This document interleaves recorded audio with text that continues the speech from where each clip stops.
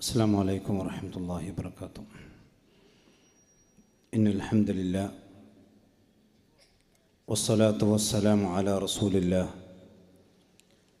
وعلى آله وأصحابه أجمعين، أما بعد. أعوذ بالله من الشيطان الرجيم. يا أيها الذين آمنوا اتقوا الله حق تقاته ولا تموتن إلا وأنتم مسلمون. يا أيها الذين آمنوا اتقوا الله وكونوا مع الصادقين. വേദിയിലുള്ള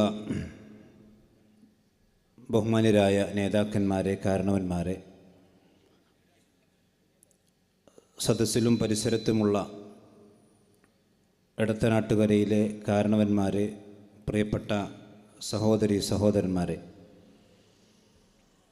അല്ലാഹു സുബ്ഹാനഹു വ തആലയുടെ നിയമനിർദ്ദേശങ്ങൾ നമ്മുടെ എല്ലാം ജീവിതത്തിൽ കഴിവിൻ്റെ പരമാവധി പാലിച്ചുകൊണ്ട് തഖ്വയുള്ളവരായി ജീവിക്കുവാൻ ശ്രദ്ധിക്കണം എന്ന് ഓർമ്മപ്പെടുത്തുകയാണ്. അല്ലാഹു നമ്മെല്ലാം അനുഗ്രഹിക്കുമാറാവട്ടെ. മഹാനായ റസൂലുള്ളാഹി സ്വല്ലല്ലാഹു അലൈഹി വസല്ലമയുടെ സമൂഹം അഥവാ മക്കയിലെ മുശ്രിക്കുകളും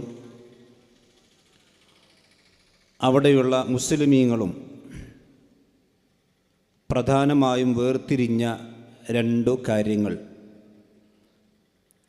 ഒന്ന് ലാ ഇലാഹ ഇല്ലല്ലാഹും മുഹമ്മദ് റസൂലുള്ളാഹിയുമാണ്. അല്ലാഹു സുബ്ഹാനഹു വ തആല അല്ലാത്ത മറ്റു ഒരു പടപ്പിനെയും ആരാധിക്കാനോ പ്രാർത്ഥിക്കാനോ സഹായം ചോദിക്കുവാനോ ഒന്നും പാടില്ല.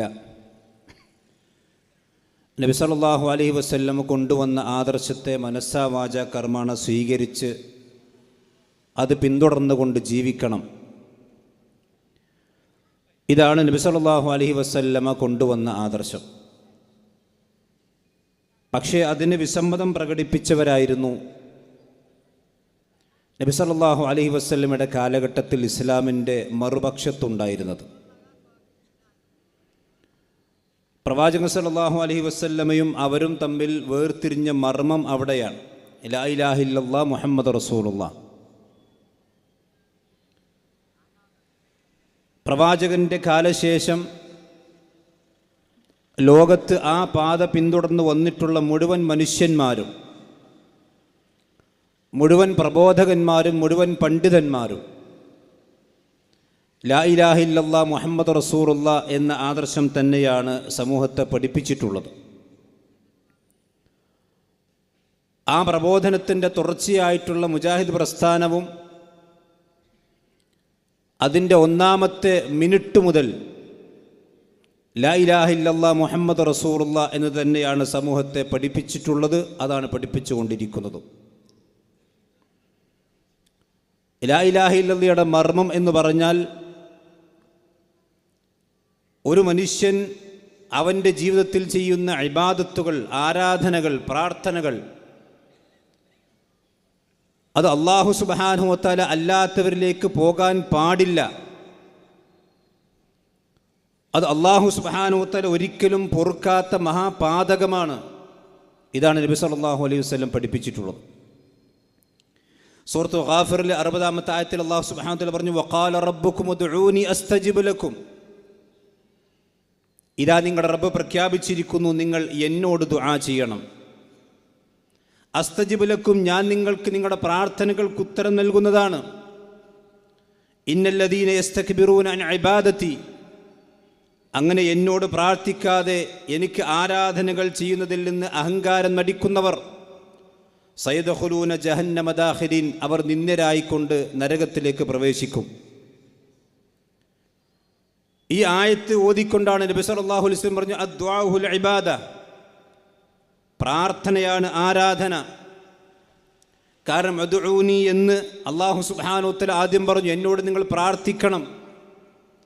ആ പ്രാർത്ഥനയെക്കുറിച്ചാണ് പിന്നീട് അല്ലാഹു സുബ്ഹാനഹു വ തആല പറഞ്ഞു, അൻ ഇബാദത്തി, എനിക്കുള്ള ഇബാദത്ത്. അപ്പം അള്ളാഹുവിനുള്ള പ്രാർത്ഥനയാണ് അള്ളാഹുവിനുള്ള ഇബാദത്ത്. അതാണ് അള്ളാഹുവിൻ്റെ പ്രവാചകൻ പറഞ്ഞത്, അദ്വാഉൽ ഇബാദ, പ്രാർത്ഥന അതാണ് ആരാധന. പ്രാർത്ഥന ഉൾക്കൊള്ളുന്നതെല്ലാം ആരാധനയാണ്. ആരാധനയുമായി കൊണ്ട് ബന്ധപ്പെട്ട ഏത് വിഷയമെടുത്ത് പരിശോധിച്ചാലും അതിലെല്ലാം പ്രാർത്ഥനയുണ്ടാകും. അതേസമയത്ത് സൃഷ്ടികളുമായി കൊണ്ട് ചെയ്യുന്ന ചില സഹായാർത്ഥനകളുണ്ട്, മനുഷ്യന്മാരും തമ്മിൽ. അത് നമ്മൾ പ്രാർത്ഥന എന്ന് പറയാറില്ല. മഹാനായ KP മുഹമ്മദ് മൗലവി അദ്ദേഹം റഹിമഹുല്ല വളരെ കൃത്യമായി, വളരെ ലളിതമായി കൊണ്ട് നമുക്കത് വിശദീകരിച്ച് തന്നിട്ടുണ്ട്. ഒരു മനുഷ്യൻ ഒരു സ്ഥലത്തേക്ക് യാത്ര പോകാൻ വേണ്ടി ഒരു ഡ്രൈവറെ വിളിച്ചു. ആ ഡ്രൈവറോട് സഹായം തേടി, അയാളോട് ആവശ്യപ്പെട്ടു, എന്നെ ഇന്ന സ്ഥലത്തേക്കൊന്ന് എത്തിക്കണം. ഉദാഹരണമായി വയനാട്ടിലേക്കാണ് സങ്കല്പിച്ചോളൂ. അങ്ങനെ അയാൾ വയനാട്ടിലേക്ക് യാത്ര പോകുന്നു. ആ തൻ്റെ യാത്രയ്ക്ക് ഒരു സഹായകമായി ആ മനുഷ്യനോട് അയാൾ ആവശ്യപ്പെട്ടത് പ്രാർത്ഥനയല്ല. ആ മനുഷ്യനോട് പ്രാർത്ഥിച്ചു എന്നാരും പറയാറില്ല. അതേ സമയത്ത് ആ യാത്രയിൽ ഡ്രൈവറുടെ കയ്യിൽ നിന്ന് വാഹനത്തിൻ്റെ നിയന്ത്രണം നഷ്ടമായാൽ ആ മനുഷ്യൻ്റെ ഉള്ളിൽ നിന്ന് വരുന്ന ഒരു സഹായാർത്ഥനയുണ്ട്. ആ യാത്രക്കാരിൽ നിന്ന് ഉയരുന്ന ഒരു സഹായ ചോദ്യമുണ്ട്. അതിനാണ് നമ്മൾ പ്രാർത്ഥന എന്ന് പറയുന്നത്. അത് അല്ലാഹു സുബ്ഹാനഹു വ തആലയോടാകുമ്പോൾ അള്ളാഹുവിനുള്ള ആരാധനയായി, അത് അള്ളാഹു അല്ലാത്തവരിലേക്ക് പോകുമ്പോൾ അത് അവർക്കുള്ള ആരാധനയായി, ശിർക്കായി മാറി. ഇത് വളരെ കൃത്യമായിക്കൊണ്ട് കാലങ്ങളായി മുജാഹിദ് പ്രസ്ഥാനം ആദ്യകാലം മുതലേ പഠിപ്പിച്ചു വന്ന വിഷയമാണ്. അഥവാ മഹാനായ KP അദ്ദേഹം വിശദീകരിക്കുകയാണ്. രണ്ടാമത്തേത്, ആ നിലക്കുള്ള സഹായ അഭ്യർത്ഥനയില്ല. നേരിൽ ബന്ധപ്പെടാൻ കഴിയാത്ത ശക്തികളോടും വ്യക്തികളോടും അബൗദ്ധികമായ മാർഗത്തിലൂടെ ചെയ്തു കിട്ടാൻ വേണ്ടിയുള്ള സഹായ അഭ്യർത്ഥനയാണത്. ഈ വ്യത്യാസം കണക്കിലെടുത്ത് ആദ്യത്തിന് അഭ്യർത്ഥന എന്നും രണ്ടാമത്തതിന് പ്രാർത്ഥന എന്നും പ്രയോഗിക്കപ്പെടുന്നു. അപ്പോൾ ഒരു വാഹനം വിളിച്ചുകൊണ്ട് ഡ്രൈവറോട് ചോദിക്കുന്ന അഭ്യർത്ഥനയാണ്, അത് പ്രാർത്ഥനയല്ല. കാരണം ആ ഡ്രൈവർക്ക് ചെയ്തു തരാൻ കഴിയുന്ന സഹായമാണ് അവനെ വയനാട്ടിലേക്കൊന്ന് എത്തിച്ചു കൊടുക്കുക എന്നുള്ളത്. പക്ഷെ ആ വാഹനത്തിൻ്റെ നിയന്ത്രണം നഷ്ടമായാൽ അവിടെ അഭ്യർത്ഥിച്ചിട്ട് കാര്യമില്ല, പ്രാർത്ഥിക്കണം. ആ പ്രാർത്ഥന ഡ്രൈവറോടാകാൻ പാടില്ല, അത് അല്ലാഹു സുബ്ഹാനഹു വ തആലയോട് മാത്രമേ പാടുള്ളൂ. ഇത് ഏതൊരു മനുഷ്യനും ഒരു വക്രതയുമില്ലാതെ ചിന്തിച്ചാൽ മനസ്സിലാകുന്ന കാര്യമാണ്. ഇവിടെ ചില ആളുകൾ ചോദിക്കും, എന്താണ് പ്രാർത്ഥന, പ്രസ് അർത്ഥന എന്നൊക്കെ പറഞ്ഞ് ഒരുപാട് കൺഫ്യൂഷൻ ഉണ്ടാക്കാറുണ്ട്. ഒരു മനുഷ്യൻ്റെ മനസ്സിൻ്റെ ഉള്ളിൽ നിന്ന് വരുന്ന ഒരു തേട്ടമുണ്ട് എന്ന് പറഞ്ഞാൽ, ഒരു സൃഷ്ടിക്കും കഴിയാത്ത കാര്യങ്ങൾ എനിക്ക് ചെയ്തു തരാൻ കഴിയുന്നൊരു ശക്തിയുണ്ട്. ആ ശക്തി പടച്ചവൻ മാത്രമാണ് എന്ന് വിചാരിച്ചുകൊണ്ട് പടച്ചറബിനോട് ചോദിക്കുന്ന ആ സഹായ ചോദ്യം, അത് അല്ലാഹു സുബ്ഹാനഹു വ തആല അല്ലാത്തവരോട് നടത്തിയാൽ അത് പ്രാർത്ഥനയാണ്, അത് ശിർക്കാണ്, പാടില്ലാത്തതാണ്. ഇത് മുജാഹിദ് പ്രസ്ഥാനം അതിൻ്റെ ആദ്യകാലം മുതൽക്കു തന്നെ വക്കം മൗലവി മുതൽ പി അബ്ദുൽ ഖാദിർ മൗലവി മുതൽ അതുപോലെ തന്നെ BK മൂസ മൗലവി, സെയ്ദ് മൗലവി, അമാനി മൗലവി, KM മൗലവി എന്നിങ്ങനെയുള്ള മഹാരഥന്മാരായ മുജാഹിദ് പ്രസ്ഥാനത്തിൻ്റെ പണ്ഡിതന്മാർ ആദ്യകാലം മുതൽക്ക് തന്നെ പഠിപ്പിച്ചതാണ്. അമാനി മൗലവി റഹ്മത്തുള്ളാഹി അലൈഹി അത് ഒന്നുകൂടി വളരെ വ്യക്തമായി സൂറത്തുൽ ഫാത്തിഹയുടെ വിശദീകരണത്തിൽ, എടത്തനാട്ടുകരയിലെ മുജാഹിദുകളുടെ വീട്ടിൽ അമാനിയുടെ തഫ്സീർ ഉണ്ടാകുമല്ലോ, അമാനി മൗലവിയുടെ തഫ്സീറിൽ സൂറത്തുൽ ഫാത്തിഹയിൽ ഇയ്യാക നഅ്ബുദു വ ഇയ്യാക നസ്തഈൻ എന്ന് പറയുന്ന ഇസ്ലാമിൻ്റെ ആണിക്കല്ലായ ഫാത്തിഹ സൂറത്തിൻ്റെ മർമ്മമായ ഇയ്യാക നഅ്ബുദു, ആ ഇയ്യാക നഅ്ബുദുവിൻ്റെ വിശദീകരണത്തിൽ അമാനി മൗലവി റഹ്മത്തുള്ളാഹി അലൈഹി പറയുന്നു, സൃഷ്ടികളുടെ കഴിവിൽ പെടാത്തതും അദൃശ്യമാർഗത്തിലൂടെ അള്ളാഹുവിൽ നിന്ന് മാത്രം ലഭിക്കേണ്ടതുമായ കാര്യങ്ങളിൽ അവനോട് മാത്രമേ സഹായം തേടാവുന്നതിൽ സംശയമില്ല. ഇത് ഒരു കാലഘട്ടത്തിലും മുജാഹിദുകൾക്ക് സംശയമുണ്ടായിട്ടില്ല. ഇവിടെ ചില ആളുകൾ, എൻ്റെ ബഹുമാന്യരായ സഹോദരന്മാർ സംസാരിച്ചപ്പോൾ ഒരുപാട് സമയം അവർ ചെലവഴിച്ചതിനാണ്, നിങ്ങൾ ജിന്നിനോട് സഹായം ചോദിക്കാൻ പാടില്ല, അള്ളാഹു അല്ലാത്തവരോട് പ്രാർത്ഥിക്കാൻ പാടില്ല. എൻ്റെ പൊന്നു സഹോദരന്മാരെ, ആർക്കാണ് ഇവിടെ തർക്കമുള്ളത്? ഒരു മുജാഹിദായിക്കൊണ്ട് ഒരു കുടുംബത്തിൽ ജനിച്ച ഒരു പിഞ്ചു പൈതലിന് പോലും അറിയുന്ന കാര്യമാണ്, അള്ളാഹു അല്ലാത്ത ഒരു പടപ്പിനോടും പ്രാർത്ഥിക്കാൻ പാടില്ല. അത് മലക്കാണെങ്കിലും ജിന്നാണെങ്കിലും മരമാണെങ്കിലും കല്ലാണെങ്കിലും വലിയാണെങ്കിലും ആരാണെങ്കിലും പ്രാർത്ഥന അള്ളാഹുവിനോട് മാത്രം. ഖുൽ ഇന്നമാ അദ്ഉ റബ്ബി, ആ വിഷയത്തിൽ മായം ചെയ്യത്താൽ അവന് മുജാഹിദല്ല. അള്ളാഹുവിൻ്റെ ദീനിൻ്റെ അടിസ്ഥാനമാണത്. ഇവിടെ വിസ്ഡം ഇസ്ലാമിക് ഓർഗനൈസേഷനെ സംബന്ധിച്ചിടത്തോളം അതിൻ്റെ ഒന്നാമത്തെ മൈക്രോ സെക്കൻഡ് മുതൽ ഈ നിമിഷം വരേക്കും ആവർത്തിച്ച് പറയുന്നു, പ്രാർത്ഥന പടച്ചറബല്ലാത്ത ഒരു പടപ്പിനോടും പാടില്ല. അമാനി മൗലവി പറഞ്ഞത് കൃത്യമാണ്. സൃഷ്ടികളുടെ കഴിവിൽപ്പെടാത്തതും അദൃശ്യമാർഗത്തിലൂടെ അള്ളാഹുവിങ്കിൽ നിന്ന് മാത്രം ലഭിക്കേണ്ടതുമായ കാര്യങ്ങൾ അവനോട് മാത്രമേ സഹായം തേടാവൂ എന്നതിൽ സംശയമില്ല, ആർക്കും സംശയമില്ല. ഇത്തരം കാര്യങ്ങളിൽ അള്ളാഹു അല്ലാത്തവരെ ആരോട് സഹായം അർത്ഥിക്കുന്നതും കേവലം നിരർത്ഥകമെന്ന മാത്രമല്ല, അത് ശിർക്കും സൃഷ്ടികൾക്ക് ദിവ്യത്വം കൽപ്പിക്കലുമാണ്. ഇത് മുജാഹിദ് പ്രസ്ഥാനത്തിൻ്റെ കൃത്യമായ ആദർശമാണ്. അഥവാ അള്ളാഹു അല്ലാത്ത ഒരു പടപ്പിൽ, അള്ളാഹു അല്ലാത്ത ഒരു സൃഷ്ടിയോടും അബൗദികമായ മാർഗത്തിൽ സഹായം ചോദിക്കാൻ പാടില്ല. ഇത് ഒന്നുകൂടി വളരെ കൃത്യമായി പറഞ്ഞു കുഞ്ഞീദ് മദനി അദ്ദേഹത്തിൻ്റെ ഇസ്ലാമിക ജീവിതത്തിൽ. കാരണം അങ്ങനെ അബൗദികമായിക്കൊണ്ട് നമ്മൾ പ്രാർത്ഥിക്കുമ്പോൾ, അബൗദികമായിക്കൊണ്ട് നമ്മൾ സഹായിക്കാൻ കഴിവുള്ളവൻ അത് പടച്ചറബ് മാത്രമേ ഉള്ളൂ. ഏത് സൃഷ്ടിയുടെ കഴിവാണെങ്കിലും ആ കഴിവിനെക്കുറിച്ച് അബൗദികമെന്ന് പറയാൻ പാടില്ല. മനുഷ്യന്മാരുടെ കഴിവുകൾ അബൗദികമല്ല, ജിന്നുകളുടെ കഴിവുകൾ അബൗദികമല്ല, മലക്കുകളുടെ കഴിവുകൾ അബൗദികമല്ല. കാരണം നമ്മളൊരു പ്രാർത്ഥന നടത്തിയാൽ ആ പ്രാർത്ഥനയ്ക്ക് ഉത്തരം ചെയ്ത് സഹായിക്കാൻ കഴിവുള്ള ഇത് ആരുടെ കഴിവാണോ ആ കഴിവിനെയാണ് നമ്മൾ അബൗദികമെന്ന് വിശേഷിപ്പിച്ചത്. അത് പടച്ചറബിന് മാത്രമേ ഉള്ളൂ. ഇത് മനസ്സിലാക്കാൻ വലിയ ബുദ്ധിയൊന്നും ആവശ്യമില്ല. മഹാനായ കുഞ്ഞീദ് മദനി റഹിമഹുല്ലാ അദ്ദേഹം എഴുതിയ കാര്യം വളരെ കൃത്യമാണ്. അബൗദികമായ മാർഗത്തിൽ ഗുണവും ദോഷവും വരുത്താനുള്ള കഴിവ് രോഗരക്ഷിതാവായ അള്ളാഹുവിന് മാത്രമേ ഉള്ളൂ. അബൗദികമായിക്കൊണ്ട് ഇടപെടാനും അബൗദികമായിക്കൊണ്ട് സഹായിക്കാനും അബൗദികമായിക്കൊണ്ട് ദ്രോഹം വരുത്താനുമുള്ള ഏത് കഴിവുണ്ടോ അത് പടച്ചറബിന് മാത്രമേ ഉള്ളൂ. അത് ജിന്നുകൾക്കില്ല, മലക്കുകൾക്കില്ല, മനുഷ്യന്മാർക്കില്ല, കല്ലിനില്ല, വലിയനില്ല, പ്രവാചകന്മാർക്കില്ല, ഒരു പടപ്പിനുമില്ല. ഇത് മുജാഹിദ് പ്രസ്ഥാനം അതിൻ്റെ ആദ്യം മുതൽ അവസാനം വരേക്കും തൗഹീദ് പിന്നെ പ്രബോധനം ചെയ്തുകൊണ്ടിരിക്കുന്ന കാര്യമാണ്. അതുകൊണ്ട് തന്നെ അബൗദികമായ ഏത് തേട്ടമുണ്ടോ, പ്രാർത്ഥന ഉൾക്കൊള്ളുന്ന ഏതൊരു സഹായ ചോദ്യമുണ്ടോ അത് പടച്ചറബല്ലാത്ത ഒരു പടപ്പിനോടും പാടില്ല. അത് ശിർക്കാണ്, ഇസ്ലാം എന്ന് പുറത്തു പോകുന്ന കാര്യമാണ്. എൻ്റെ ഇവിടെ സംസാരിച്ചിരിക്കുന്ന സഹോദരന്മാർ ഈ ആരോപണം വിശുദ്ധത്തിനെതിരെ ഉന്നയിക്കുമ്പോൾ അള്ളാഹു അല്ലാത്തവരോട് പ്രാർത്ഥിച്ചാൽ ശിർക്കല്ലെന്ന് പറയുന്നവരാണ്, അള്ളാഹു അല്ലാത്തവരോട് പ്രാർത്ഥിക്കാമെന്ന് പറയുന്നവരാണ്, സഹായം ചോദിക്കാമെന്ന് പറയുന്നവരാണ്. സഹോദരന്മാർ, ഒന്നുകിൽ നിങ്ങൾ തെറ്റിദ്ധരിച്ചതായിരിക്കാം, അല്ലെങ്കിൽ മനഃപൂർവ്വം ആളുകളെ തെറ്റിദ്ധരിപ്പിക്കുന്നതായിരിക്കാം. രണ്ടായാലും അപകടമാണ്. തെറ്റിദ്ധാരണയോടുകൂടി കളവ് പറഞ്ഞാലും അത് കളവാണ്. ഇനി മനഃപൂർവ്വം കളവ് പറഞ്ഞാലും അതും കളവ് തന്നെയാണ്. പക്ഷേ ശിക്ഷ കൂടുമെന്ന് മാത്രമേ ഉള്ളൂ. അതുകൊണ്ട് നിങ്ങൾ തിരുത്തണം. ഇവിടെ വിസ്ഡം ഇസ്ലാമിക് ഓർഗനൈസേഷൻ ഉണ്ടാക്കിയത് ജിന്നിനെ വിളിച്ച് സഹായം തേടാനോ അല്ലെങ്കിൽ ജിന്നിനെ വിളിച്ച് പ്രാർത്ഥിക്കാനോ, പടച്ച റബ്ബിനോട് മാത്രം. ആ മാത്രത്തിൽ ഒരു ജിന്നുമില്ല, മലക്കുമില്ല, ഒരു വലിയുമില്ല, ആരുമില്ല. കൃത്യമായി നമ്മൾ മനസ്സിലാക്കണം. അതുകൊണ്ട് തന്നെ മുജാഹിദ് പ്രസ്ഥാനത്തിൻ്റെ തൗഹീദിൻ്റെ വിഷയത്തിൽ ഒരു ചെറിയ അംശം പോലും വിസ്ഡം ഇസ്ലാമിക് ഓർഗനൈസേഷന് ഒരു വ്യതിയാനവും സംഭവിച്ചിട്ടില്ല, അൽഹംദുലില്ലാ. പക്ഷേ ഈ മുജാഹിദ് പ്രസ്ഥാനത്തിൻ്റെ ആദർശം സ്വീകരിക്കാത്തൊരു വിഭാഗം ഇവിടെ ഉണ്ട്. അവരാരാണ്? സമസ്തക്കാരാണ്. അവർ പറയുന്നു, നിങ്ങൾ അബൗദികമായ കഴിവ് പടച്ചറബിന് മാത്രം. ഒരു മനുഷ്യൻ്റെ ജീവിതത്തിൽ കാര്യകാരണബന്ധങ്ങൾക്ക് അതീതമായിക്കൊണ്ട് അബൗദികമായിക്കൊണ്ട് ഇടപെടാൻ അള്ളാഹുവിന് മാത്രമേ കഴിയൂ എന്ന മുജാഹിദിൻ്റെ തൗഹീദ് ശരിയല്ല.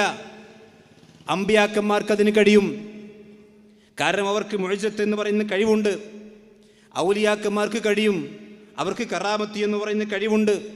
മലക്കുകൾക്കും ജിന്നുകൾക്കും കഴിയും. അതുകൊണ്ട് നിങ്ങൾ അബൗദികമായിക്കൊണ്ട് സഹായം ചോദിക്കേണ്ടത് പടച്ചറബിനോട് മാത്രമാണെന്ന് പറഞ്ഞാൽ അത് തെറ്റാണ്. നിങ്ങൾ അള്ളാഹുവിൻ്റെ അമ്പിയാക്കന്മാരോട് ചോദിക്കാം, ഔലിയാക്കന്മാരോട് ചോദിക്കാം, ജിന്നുകളോട് ചോദിക്കാം, മലക്കോട് ചോദിക്കാം. അതൊന്നും ശിർക്കെന്ന് പറയുകയില്ല. ഈ വാദത്തെയാണ് മുജാഹിദ് പ്രസ്ഥാനം എതിർത്തത്. അതിൻ്റെ ആദ്യകാലം മുതൽ എതിർത്തിരുന്നു. അതിനവർ ന്യായം പറഞ്ഞെന്താണ്? അള്ളാഹു അബൗദികമായിക്കൊണ്ട് സഹായിക്കാൻ കഴിയുന്ന പടച്ചറബ് മാത്രമാണ് എന്ന വാദം ശരിയല്ല. കാരണം വിശുദ്ധ ഖുർആൻ തന്നെയും അതിനെതിരായിക്കൊണ്ട് തെളിവുണ്ട്. ഒരു മുസ്ലിയുടെ സംസാരം നിങ്ങൾ കേട്ടോളൂ. ഭൗതികമായ സഹായമാണ് അള്ളാഹു ചെയ്യുന്നത്. അഭൗതികമായ സഹായം അള്ളാഹു അല്ലാത്തവർ ചെയ്യുകയില്ല എന്ന് ഖുർആനിലില്ല. അങ്ങനെ ഖുർആൻ ഒരായത്തും തെളിയിക്കാൻ കഴിയില്ല. നേരെ മറിച്ച് അഭൗതികമായ സഹായം അള്ളാഹു അല്ലാത്തവർ ചെയ്യും എന്ന് തന്നെയാണ് ഖുർആനിലുള്ളത്.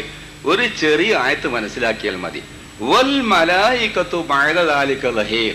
അള്ളാഹുവിന്റെ സഹായത്തിന് പുറമെ മലക്കുകളും സഹായിക്കുമെന്ന് ഖുർആൻ വ്യക്തമായി പറഞ്ഞിട്ടുണ്ട്.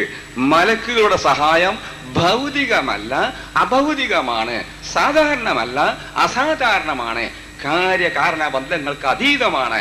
ചുരുക്കത്തിൽ അഭൗതികമായ സഹായം അത് അള്ളാഹു മാത്രമേ ചെയ്യുകയുള്ളൂ, മറ്റ് അമ്പിയാക്കളോ മലക്കുകളോ ചെയ്യുകയില്ലെന്ന് ഖുർആനിൽ ഇല്ല.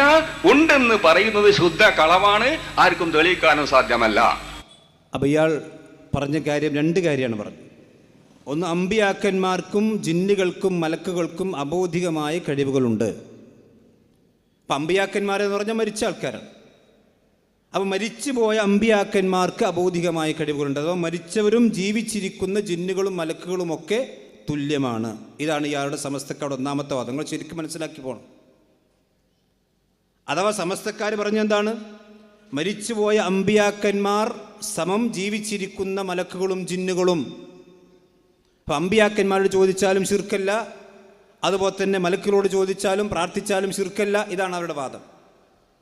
രണ്ടാമത് പറഞ്ഞു, അബോധികമായി കൊണ്ട് സഹായിക്കാൻ കഴിയുന്നവൻ പടച്ചറബ് മാത്രമല്ല.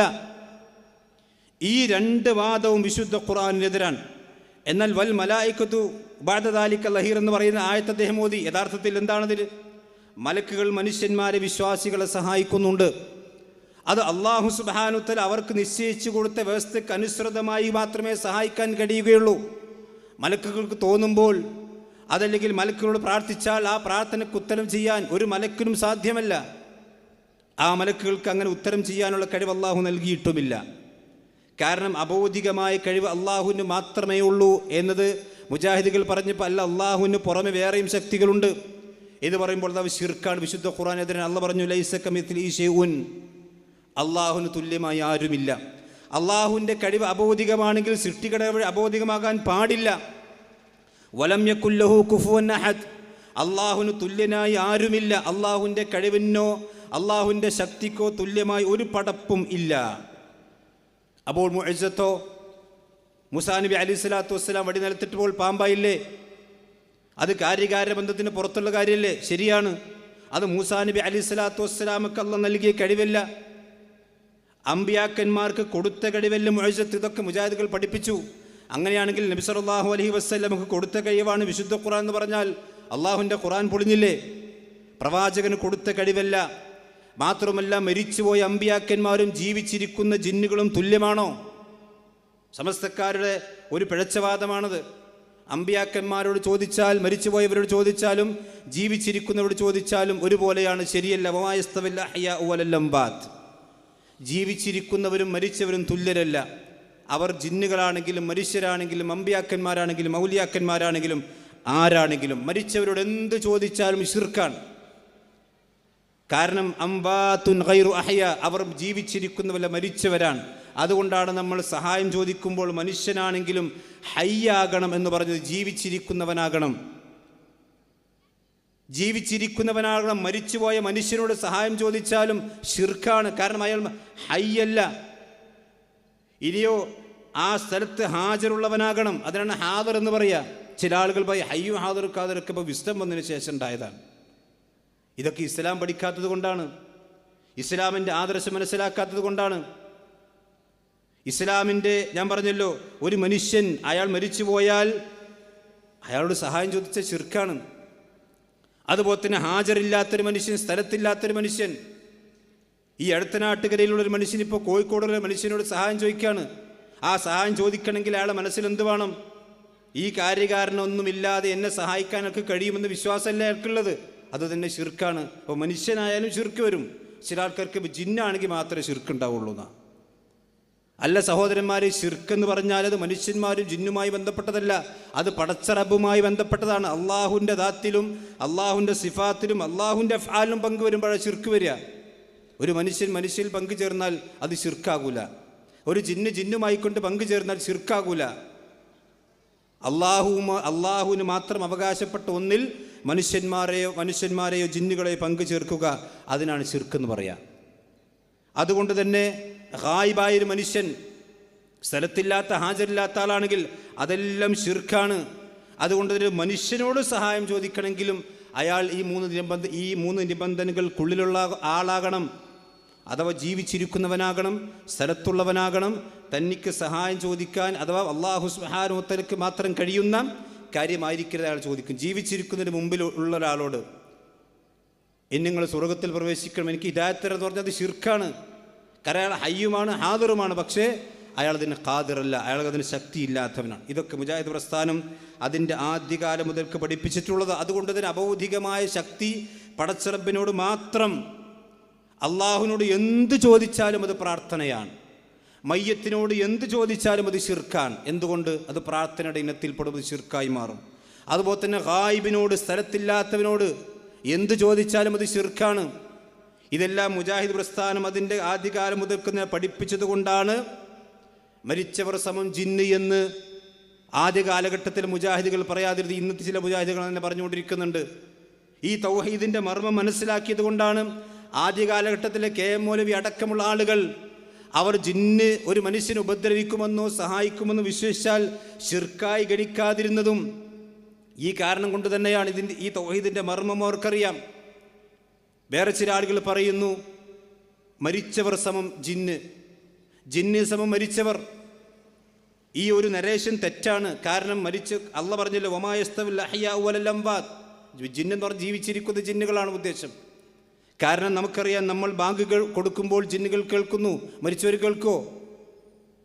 അങ്ങനെ വിശ്വസിച്ചാൽ ശിർക്കല്ലേ?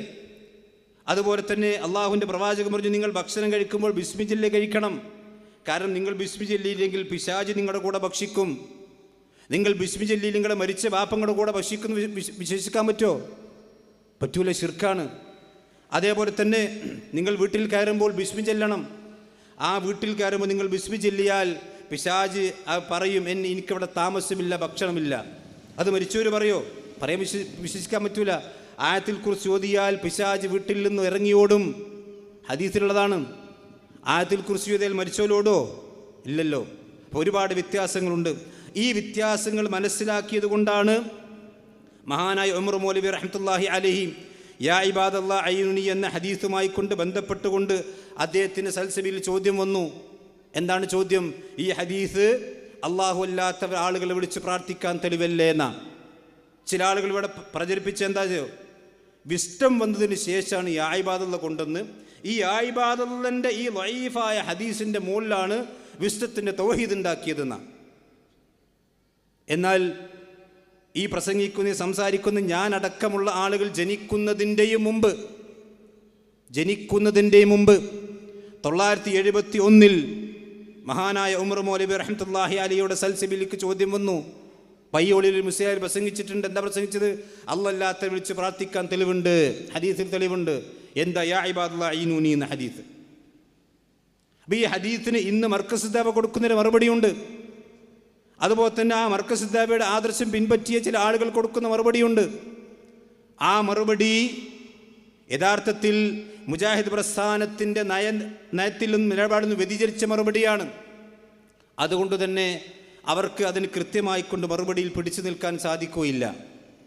അതേസമയത്ത് മുജാഹിദ് പ്രസ്ഥാനം അതിൻ്റെ തുടക്കം മുതൽ കൊടുത്തതിന് മറുപടിയുണ്ട്.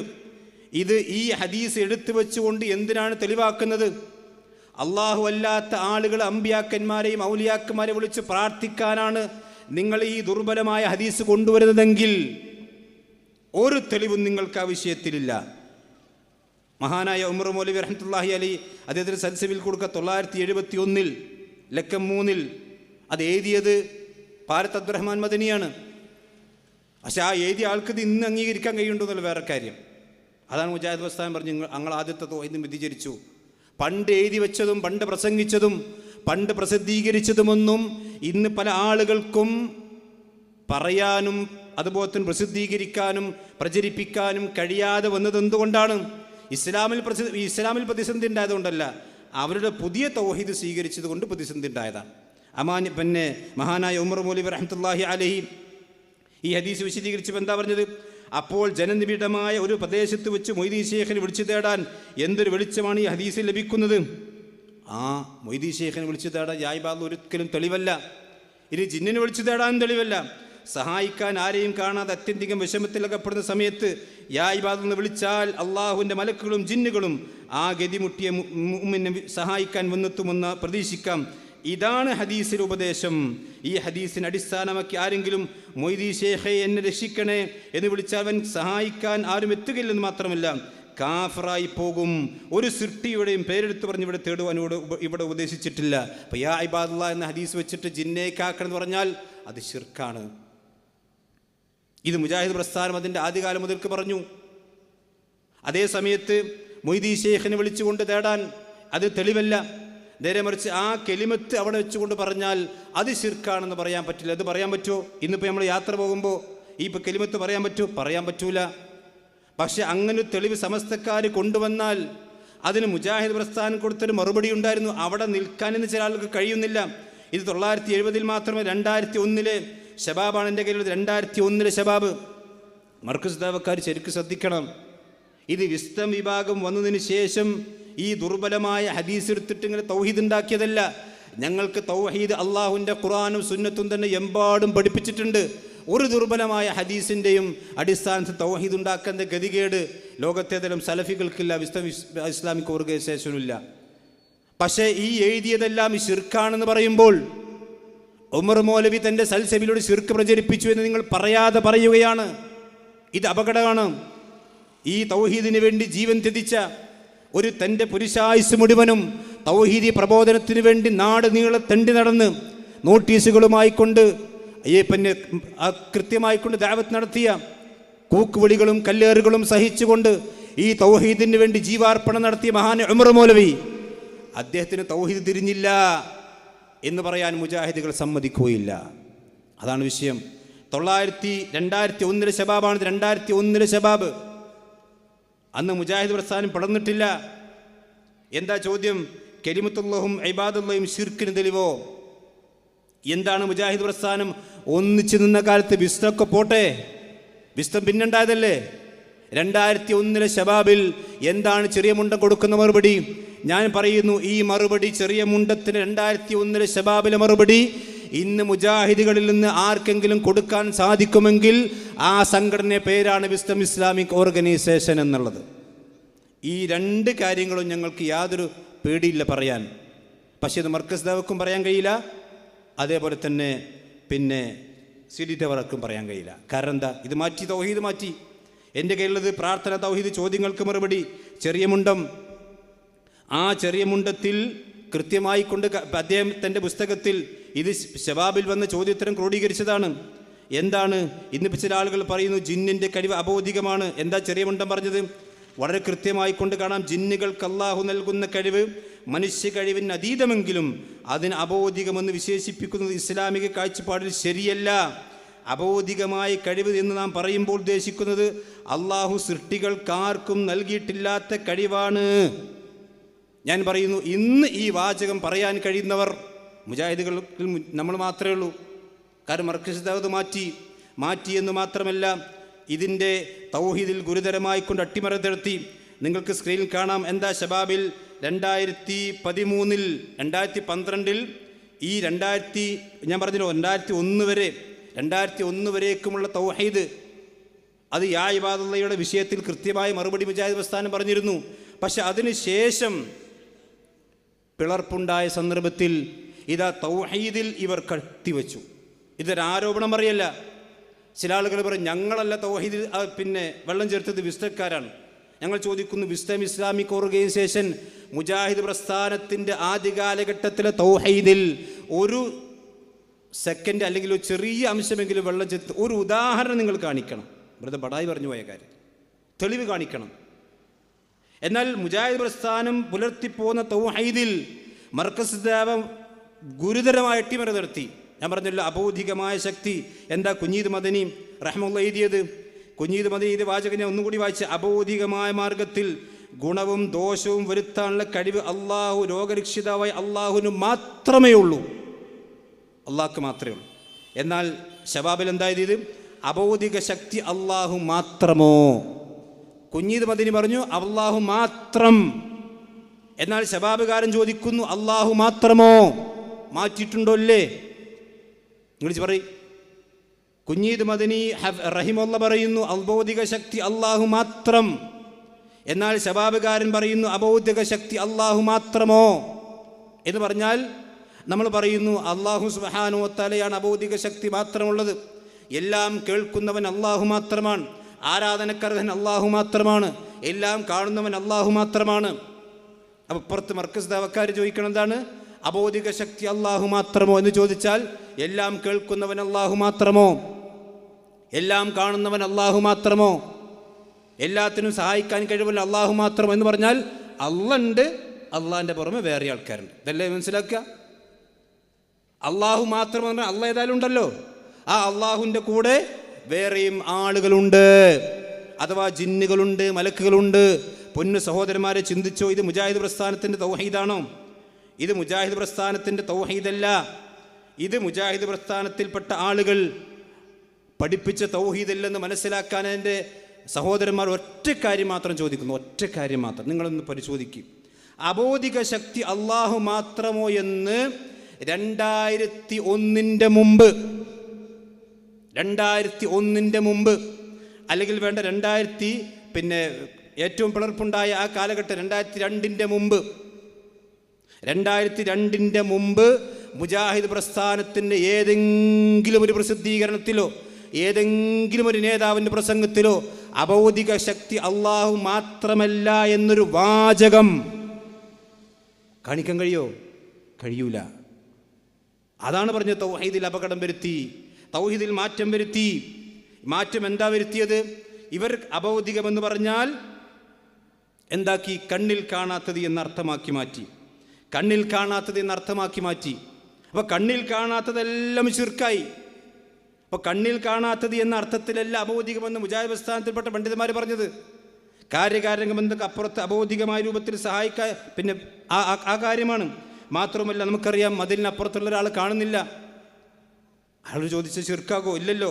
ഇത് കൃത്യമായി കൊണ്ട് മുജാഹിദ് പ്രസ്ഥാനത്തിൽപ്പെട്ട പണ്ഡിതന്മാർ വളരെ കൃത്യമായി പഠിപ്പിച്ചു. പക്ഷേ 2002 അത് അട്ടിമറി നടത്തി അബൗദികമായ ശക്തി അള്ളാഹു മാത്രമല്ല എന്ന് പറയുകയും ജിന്നുകളും മലക്കുകളും മനുഷ്യൻ്റെ ജീവിതത്തിൽ ഇടപെടുമെന്ന് വിശ്വസിച്ചാൽ തന്നെ ശിർക്കാകും എന്നൊരു പുതിയ തൗഹീദിലേക്ക് ഇവർ എത്തിപ്പെടുകയാണ്. നമുക്കറിയാം അള്ളാഹ് നമ്മളെ സഹായിക്കുന്നുണ്ട്, നമ്മൾ അള്ളാഹിനെ കാണുന്നില്ലല്ലോ. അപ്പം അള്ളാഹു സുബ്ഹാനഹു നമ്മളെ സഹായിക്കുന്നു, ആ അള്ളാഹു നമ്മളെ സഹായിക്കുന്നു, നമ്മൾ കാണാതെയാണ്. ഇതേപോലെ തന്നെയാണ് ജിന്ന് സഹായിക്കുന്നത്, നമ്മൾ കാണുന്നില്ല. അപ്പം അള്ളാഹ് സഹായിക്കുന്ന പോലെ തന്നെയാണ് ജിന്നും സഹായിക്കുന്നത്. അപ്പം അള്ളാഹ് നമുക്കൊരു ഉപദ്രവം വരുത്തുന്നതെന്ന് വിശ്വസിച്ചാൽ നമ്മൾ കാണുന്നില്ല. അതേപോലെ തന്നെയാണ് ജിന്നുകൾ, നമ്മൾ കാണുന്നില്ലല്ലോ, അതുകൊണ്ട് ജിന്ന് ഉപദ്രവിക്കുന്നു വിശ്വസിച്ചാലും ശിർക്കാണ്. മലക്കുകൾ സഹായിക്കുമെന്ന് വിശ്വസിച്ചാലും ശിർക്കാണ്. ഇത് ആരോപണം പറയുകയില്ല. ഇത് എൻ്റെ കയ്യിലുള്ള തൗഹീദുൻ നവയാഥാസ്ഥിതികയുടെ വ്യതിയാനം എന്ന് പറയുന്നത് അബ്ദുസ്സലാം സ്വലമിയുടെ പുസ്തകമാണ്. ഞങ്ങൾ എന്തു പറഞ്ഞാലും അതിന് തെളിവ് ഹാജരാക്കും. നിങ്ങളങ്ങനല്ല. എത്ര സ്ഥലത്ത് ഇപ്പോൾ പരപ്പരങ്ങാടിയിൽ ഒരു 10-25 കളവുകൾ ഞാൻ എൻ്റെ സംസാരത്തിലൂടെ വായിച്ചിരുന്നു. മുസ്ലിം ഇസ്ലാമിക് ഓർഗനൈസേഷനെ സംബന്ധിച്ചും മുജാഹിദുകളെ സംബന്ധിച്ചും ഇല്ലാത്ത കളവുകൾ ഈ പുസ്തകത്തിൽ ഞാൻ വായിച്ചിട്ടുണ്ട്. ഇത് യുവത ഔദ്യോഗികർക്ക് പുസ്തകമാണ്. ഈ പുസ്തകത്തിൻ്റെ തുടങ്ങണത് എന്തറിയോ? ദൃശ്യം അദൃശ്യം, അദൃശ്യം അബൗദികം വ്യതിയാനം. മലക്കുകൾക്കും ജിന്നുകൾക്കും നമ്മെ സഹായിക്കുവാൻ സാധിക്കുമെന്ന് വല്ലവനും വിശ്വസിച്ചാൽ അവൻ്റെ വിശ്വാസത്തിൽ ശിർക്കും കുഫറും സംഭവിക്കുന്നു. അപ്പം മലക്ക് സഹായിക്കും, ഇത് ഖുർആനെതിരല്ലേ?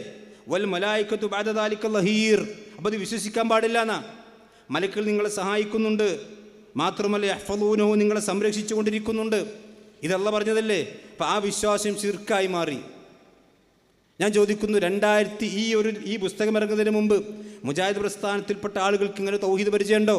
ഒരു തൗഹീദും പരിചയമല്ല. കാരണം ജിന്നുകൾ സഹായിക്കും, ജിന്നുകൾ പിശാചുക്കൾ ഈ ആളുകളെ സഹായിക്കുന്നുണ്ട്, അഥവാ സാഹിർമാരെ സഹായിക്കുന്നുണ്ട്.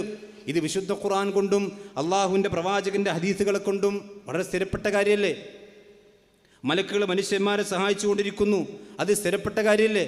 പക്ഷെ ആ സ്ഥിരപ്പെട്ട കാര്യത്തെ പോലും അംഗീകരിക്കാൻ കഴിയാതെ എന്തായി? അത് ശിർക്കാണെന്ന് പറയേണ്ടി വരുന്നു. ഇനി മാത്രമല്ല, ഈ ഒരു പുതിയ തൗഹീദ് സ്വീകരിച്ചപ്പോൾ എന്താ ഉണ്ടായതെന്ന് ചോദിച്ചാൽ, ഇതാ നമുക്കറിയാം AP അബ്ദുൽ ഖാദിർ മൗലവി റഹിമഹുല്ല, അദ്ദേഹത്തിൻ്റെ നേതൃത്വത്തിലുള്ള ആളുകൾ അവർ മൊത്തം മുശ്രിക്കായി മാറി. KNMലുള്ള ആളുകൾ മൊത്തം മുശ്രിക്കാണ്. എന്താ ചോദ്യം? ജിന്ന് സഹായിക്കുമെന്ന് വിശ്വസിച്ചാൽ ശിർക്കാകാൻ കാരണം? അബ്ദുസ്സലാം സുല്ലമി അദ്ദേഹത്തോട് ചോദ്യം ചോദിക്കുകയാണ്. അദ്ദേഹത്തിൻ്റെ മറുപടി എന്താ? ഇത് മുജാഹിദ് പ്രസ്ഥാനം പഠിപ്പിച്ച തൗഹീദിന് എതിരാണ്. ജിന്ന് സഹായിക്കുമെന്നാൽ അബോധികമായ അദൃശ്യമാർഗത്തിൽ അള്ളാഹു അല്ലാത്തവർ സഹായിക്കുമെന്നാണ് അർത്ഥം. കണ്ടോ? അപ്പം അള്ളാഹുവിൻ്റെ സ്ഥാനത്തേക്ക് ജിന്നെ പൊന്തിച്ചു. അപ്പം അള്ളാഹ് സഹായിക്കുന്ന പോലെ തന്നെയാണ് ജിന്ന് സഹായിക്കുമെന്ന് വിശ്വസിക്കൽ. ഇത് അബദ്ധമാണ്. ഈ അബദ്ധം തൗഹീദായി കൊണ്ടുവന്നപ്പോൾ എന്താ ഉണ്ടായത്? അപ്പോൾ അടുത്ത ചോദ്യം, മൗലവി വിഭാഗം മുശ്രിക്കുകളാണോ? അഥവാ എ പി അബ്ദുൽ ഖാദർ മൗലവി റഹ്മത്തുള്ളയുടെ നേതൃത്വത്തിൽ അന്നത്തെ കേന്നം, അത് തൗഹീദിൽ അടിയുറച്ച് വിശ്വസിച്ചിരുന്ന അന്നത്തെ ആളുകൾ, അഥവാ അള്ളാഹു സുബ്ഹാനഹു വ തആലയുടെ വിശുദ്ധ ഖുർആനും പ്രവാചകൻ്റെ ഹദീത്തുകളും കൃത്യമായി കൊണ്ട് മനസ്സിലാക്കി പ്രചരിപ്പിച്ചിരുന്ന അന്നത്തെ KNM-ൻ്റെ ആളുകൾ മുശ്രിക്കാണോ? അതെ, അവർ മുശ്രിക്കാണ്. ശിർക്കിലേക്കുള്ള വാദങ്ങളാണ് അവർ ഉന്നയിക്കുന്നത്. ഞാൻ ചോദിക്കുന്നു, മുജാഹിദ് പ്രസ്ഥാനത്തിൻ്റെ നേതൃനിരയിലുള്ള ഒരു വിഭാഗം ആളുകളെ മൊത്തത്തിൽ ശിർക്കാരോപിക്കാനുള്ള കാരണം എന്തായിരുന്നു? നിങ്ങളുടെ തൗഹീദിൽ നിങ്ങൾ മാറ്റം വരുത്തി. നിങ്ങളുടെ തൗഹീദിൽ മാറ്റം വരുത്തി. ഈ AP യുടെ കൂടെ ആയിരുന്നല്ലോ നമ്മൾ ആദ്യ കാലഘട്ടത്തിൽ അവിഭക്ത മുജാഹിദ് പ്രസ്ഥാനം ഉണ്ടായിരുന്നത്. അന്ന് AP വിഭാഗത്തിൽപ്പെട്ട ആളുകൾ മുശ്രിക്കായിരുന്നില്ല. 2002 ശേഷം മുശ്രിക്കായി. എന്തുകൊണ്ട്? 2002 ശേഷം പുതിയ തൗഹീദ് ഉണ്ടാക്കിയപ്പോൾ ഈ തൗഹീദ് സ്വീകരിക്കാത്ത ആളുകളെല്ലാം ശിർക്കിലേക്ക് കൊണ്ടുപോകുന്ന അല്ലെങ്കിൽ ശിർക്ക് ആരോപിക്കുന്ന അവസ്ഥ ഉണ്ടായി. സഹോദരന്മാർ, ഇത് അപകടകരമാണ്.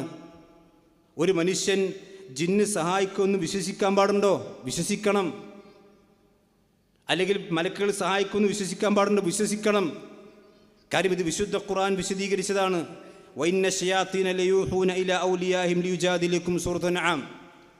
പിശാചുക്കൾ അവൻ്റെ ഔലിയാക്കന്മാർക്ക് വഹി നൽകിക്കൊണ്ടിരിക്കുന്നു. ഇത് ഖുർആൻ പറഞ്ഞതല്ലേ?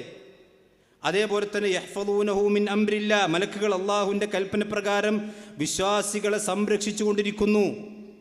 ഇത് വിശുദ്ധ ഖുർആൻ പറഞ്ഞതല്ലേ? അപ്പം മലക്കുകൾ സംരക്ഷിക്കുന്നുണ്ട്, സഹായിക്കുന്നുണ്ട്. പിശാചുക്കൾ അവൻ്റെ രൂപത്തിൽ അവൻ്റെ ഔലിയാക്കന്മാരെയും സഹായിക്കുന്നുണ്ട്. ഈ വിശുദ്ധ ഖുർആനിൻ്റെ ആശയങ്ങൾ അട്ടിപ്പറിച്ച് ഒരു പുതിയ തൗഹീദ് ഉണ്ടാക്കിയപ്പം മുജാഹിദുകൾ മേൽ ശിർക്ക് ആരോപിക്കേണ്ട ഗതികേട് വന്നു. ഇനി സഹോദരന്മാരെ, ശിർക്ക് ആരോപണത്തിൽ അവിടെ നിൽക്കല്ല. ഞാൻ പറഞ്ഞ ലോകത്ത് തൗഹീദിൽ ആർക്കൊക്കെ വ്യതിയാനം സംഭവിച്ചിട്ടുള്ളൂ നിങ്ങൾ ശരിക്കും മനസ്സിലാക്കിക്കോളി. തൗഹീദിൽ വ്യതിയാനം സംഭവിച്ചവർക്കൊന്നും അവിടെ നിൽക്കാൻ കഴിഞ്ഞിട്ടില്ല. ആ തൗഹീദിൻ്റെ വിശദീകരണമായിട്ടുള്ള മുഹമ്മദ് റസൂലുള്ള, ആ മുഹമ്മദ് റസൂലുള്ളയിലും വ്യതിയാനം വരും, ഒരു സംശയവും വേണ്ട. ആദ്യം വ്യതിയാനം വരെ എവിടെ അറിയോ? മൻഹജിലാണ്. എന്ന് പറഞ്ഞാൽ നമുക്ക് ഖുർആനും സുന്നത്തും മാത്രം എടുത്താൽ മതി. ഖുർആനും സുന്നത്തും മാത്രം എടുത്താൽ മതി. അതിൻ്റെ വിശദീകരണങ്ങൾ ഇന്ന പണ്ഡിതന്മാർ പറഞ്ഞു, ഇന്ന പണ്ഡിതന്മാർ പറഞ്ഞു, അത് നമ്മൾ നോക്കേണ്ടതില്ല. കാരണം എന്താ വെച്ചാൽ ഈ മർക്കസ് ദഅവ ഉന്നയിക്കുന്ന ഈ പുതിയ തൗഹീദിൻ്റെ പശ്ചാത്തലത്തിൽ ഉന്നയിക്കുന്ന ഒരു കാര്യത്തിനും അഹ്ലുസുന്നയുടെ പിൻബലല്ല. അഹ്ലുസുന്നയുടെ മുൻഗാമികളായ പണ്ഡിതന്മാർ പറയുകയോ കേൾക്കുകയോ ചെയ്തിട്ടില്ലാത്ത പുതിയ പുതിയ വാദങ്ങൾ ഉന്നയിക്കുമ്പോൾ അവർക്ക് മുൻഗാമികളില്ല. അപ്പോൾ മുൻഗാമികളില്ലാതിരിക്കുമ്പോൾ എന്താ ചെയ്യുക? ഇനി നമുക്ക് മുൻഗാമികൾ ആവശ്യമില്ല, നമുക്ക് തന്നെ വ്യാഖ്യാനിക്കാമെന്ന് പറയാം. ഈ വിഭാഗത്തിൻ്റെ ഒരു പ്രമുഖനായ വ്യക്തി സംസാരിക്കുന്ന സംസാരം നിങ്ങളൊന്ന് കേട്ടോളൂ. ഖുർആനിൽ നിന്നും പ്രവാചകങ്ങളിൽ നിന്നും ആർക്കും മനസ്സിലാക്കാവുന്ന വിധത്തിലുള്ള കൃത്യമായ വ്യക്തമായ കാര്യങ്ങൾ പറഞ്ഞു കൊടുത്താലും അത് സ്വീകരിക്കണമെങ്കിൽ മറ്റാരെങ്കിലും പറഞ്ഞിരിക്കണം. അഥവാ ഖുർആൻ നമുക്ക് സ്വീകരിക്കാൻ പറ്റണമെങ്കിൽ ഏതെങ്കിലും പണ്ഡിതന്മാരുടെ അഭിപ്രായങ്ങളുമായി അത് യോജിക്കണം. എന്താ പറഞ്ഞത്? വിശുദ്ധ ഖുർആനിലും പ്രവാചകൻ്റെ ഹദീസുകളും വളരെ വ്യക്തമായി പറഞ്ഞാലും അത് ഏതെങ്കിലും പണ്ഡിതന്മാർ പറയണം, അല്ലെങ്കിൽ ഇന്ന ആളുകളെ വാക്കുമായി കൊണ്ട് യോജിക്കണം. ഇതെന്തിനാ അയാൾ പറഞ്ഞുകൊണ്ടിരുന്ന അറിയോ? നമ്മൾ ഖുർആനും സുന്നത്തും പറഞ്ഞാൽ മതി, ഇന്ന പണ്ഡിതന്മാർ പറഞ്ഞിട്ടുണ്ടോ മുൻഗാമികൾ പറഞ്ഞിട്ടുണ്ടോ നോക്കേണ്ടതില്ല എന്നാ. എന്നിട്ട് അദ്ദേഹം പറയുന്നുണ്ട്, ഇത് പറയാൻ മർക്കസ് ദഅവക്കാർക്ക് മാത്രമേ കഴിയുള്ളൂ. അത് ശരിയാണ്, അത് ഉപരി പറഞ്ഞത് ശരിയാണ്. അത് പറയാൻ മർക്കസ് ദഅവക്കാർക്ക് മാത്രമേ കഴിയൂ, മുജാഹിദീങ്ങൾക്ക് കഴിയൂല. കാരണം ഈ ദീൻ 2012 ശേഷം ആകാശത്തിന് ഇറങ്ങിയതല്ല. ഇത് 1400 വർഷങ്ങൾക്ക് മുമ്പ് വസ്സാബിഖൂന അവ്വലൂന മിനൽ മുഹാജിരിൻ വൽ അൻസാർ വല്ലദീന തബഉഹും ബിഇഹ്സാൻ റളിയല്ലാഹു അൻഹും വറളു അൻഹു. ഇസ്ലാമിലേക്ക് മുൻകടന്ന ഒരുപാട് മുൻഗാമികൾ നമുക്കുണ്ട്. അവരെ സഹായിച്ച അൻസാരികളുണ്ട്. വല്ലദീന തബഉഹും ബിഇഹ്സാൻ, അവരെ പിൻപറ്റി പോന്ന മുഹ്സിനീങ്ങളായ ആൾക്കാർ വേറുണ്ട്. റളിയല്ലാഹു അൻഹും വറളു അള്ളാഹു അവരെ തൃപ്തിപ്പെട്ടിട്ടുണ്ട്, അവർ അള്ളാഹിനെ തൃപ്തിപ്പെട്ടിട്ടുണ്ട്. ഈ മുൻഗാമികൾ എന്ത് പറഞ്ഞു നോക്കണം, ഇല്ലെങ്കിൽ എന്താ സംഭവിക്കാറിയോ? ശരിക്കും ശ്രദ്ധിച്ചോളിട്ടോ, ഇത് ഈ വിഷയം പഠിച്ച് പോകണം നമ്മൾ. ഇല്ലെങ്കിൽ എന്താ വെച്ചാൽ ഏതെങ്കിലും ഒരാൾ നുണ പറയുമ്പോൾ നമ്മൾ തൗഹീദ് തെറ്റിപ്പോണ്ട. മഹാനായ അലി ബിൻ അബി താലിബ് റളിയല്ലാഹുവിന്റെ കാലഘട്ടത്തിൽ ഖവാരിജികൾ വന്നു. ഖവാരിജികൾ പറഞ്ഞെന്താ? ഇനിൽ ഹുക്കും ഇല്ലാ ലില്ലാഹ്. ആയത്തോതി കരിമ്പിലാക്കൽ പറഞ്ഞ പോലെ ആയത്തോതി. ആയത്തിന്റെ അർത്ഥം വ്യക്തല്ലേ? അല്ലാഹു അല്ലാതെ മറ്റാർക്കും വിധിക്കാൻ അധികാരമില്ല. ആർക്ക് സംശയമുണ്ടോ? ഇനിൽ ഹുക്കും ഇല്ലാ ലില്ലാഹ്. ഇനിൽ ഹുക്കും ഇല്ലാ ലില്ലാഹ്. ഈ ആയത്താണ് ഖവാരിജികൾ ഓതിയത്. ഈ ആയത്തോതിയിട്ട് ഖവാരിജികൾ പറഞ്ഞു, അലി റളിയല്ലാഹു അൻഹു, അതേപോലെ തന്നെ പിന്നെ മറ്റു സഹാബത്ത് ആയിഷ റളിയല്ലാഹു അൻഹ, ഇങ്ങനെ പല ആളുകളും ഇസ്ലാമിൽ നിന്ന് പുറത്തു പോയിരിക്കുന്നു, കാഫിറുകളായിരിക്കുന്നു. തെളിവെന്താണ്? ഇനിൽ ഹുക്കും ഇല്ലാ ലില്ലാഹ്. അപ്പോൾ കരിമ്പിലാക്കിൽ പറഞ്ഞ ഖുർആൻ വ്യക്തമാണ്. വിശദീകരണം നോക്കണോ? എന്താണ് ഈ ആയത്ത് ഓതിക്കൊണ്ട് ഖവാരിജികൾ രംഗത്ത് വന്നപ്പോൾ അന്നത്തെ സഹാബി പ്രമുഖനായ അലി ബിൻ അബി താലിബ് പറഞ്ഞൊരു വാചകമുണ്ട്. എൻ്റെ മർക്കസ് ദാവയുടെ സഹോദരന്മാർ ശരിക്കും ചിന്തിച്ചോളി. നിങ്ങളുടെ നേതാക്കന്മാർ നിങ്ങളെ എവിടേക്കാണ് കൊണ്ടുപോകുന്നത്? എന്താ അലി ബിൻ അബി താലിബ് ഖവാരിജികൾ ഓതിയ ആയത്തിനെ കുറിച്ച് പറഞ്ഞത്? ആയത്തില്ല എന്നാണോ? ആയത്തുണ്ട്, ഖുർആനിൽ 3 സ്ഥലത്ത് പറഞ്ഞിട്ടുണ്ട്. പക്ഷേ കലിമത്തു ഹഖ്ഖിൻ, അവർ പറഞ്ഞ വാചകം ശരിയാണ്, 100% ശരിയാണ്. പക്ഷേ ഉരീദ ബിഹാ അൽ ബാത്തിൽ, അതുകൊണ്ട് അവർ ഉദ്ദേശിച്ചത് ബാത്തിലാണ്. അതെങ്ങനെ മനസ്സിലായി?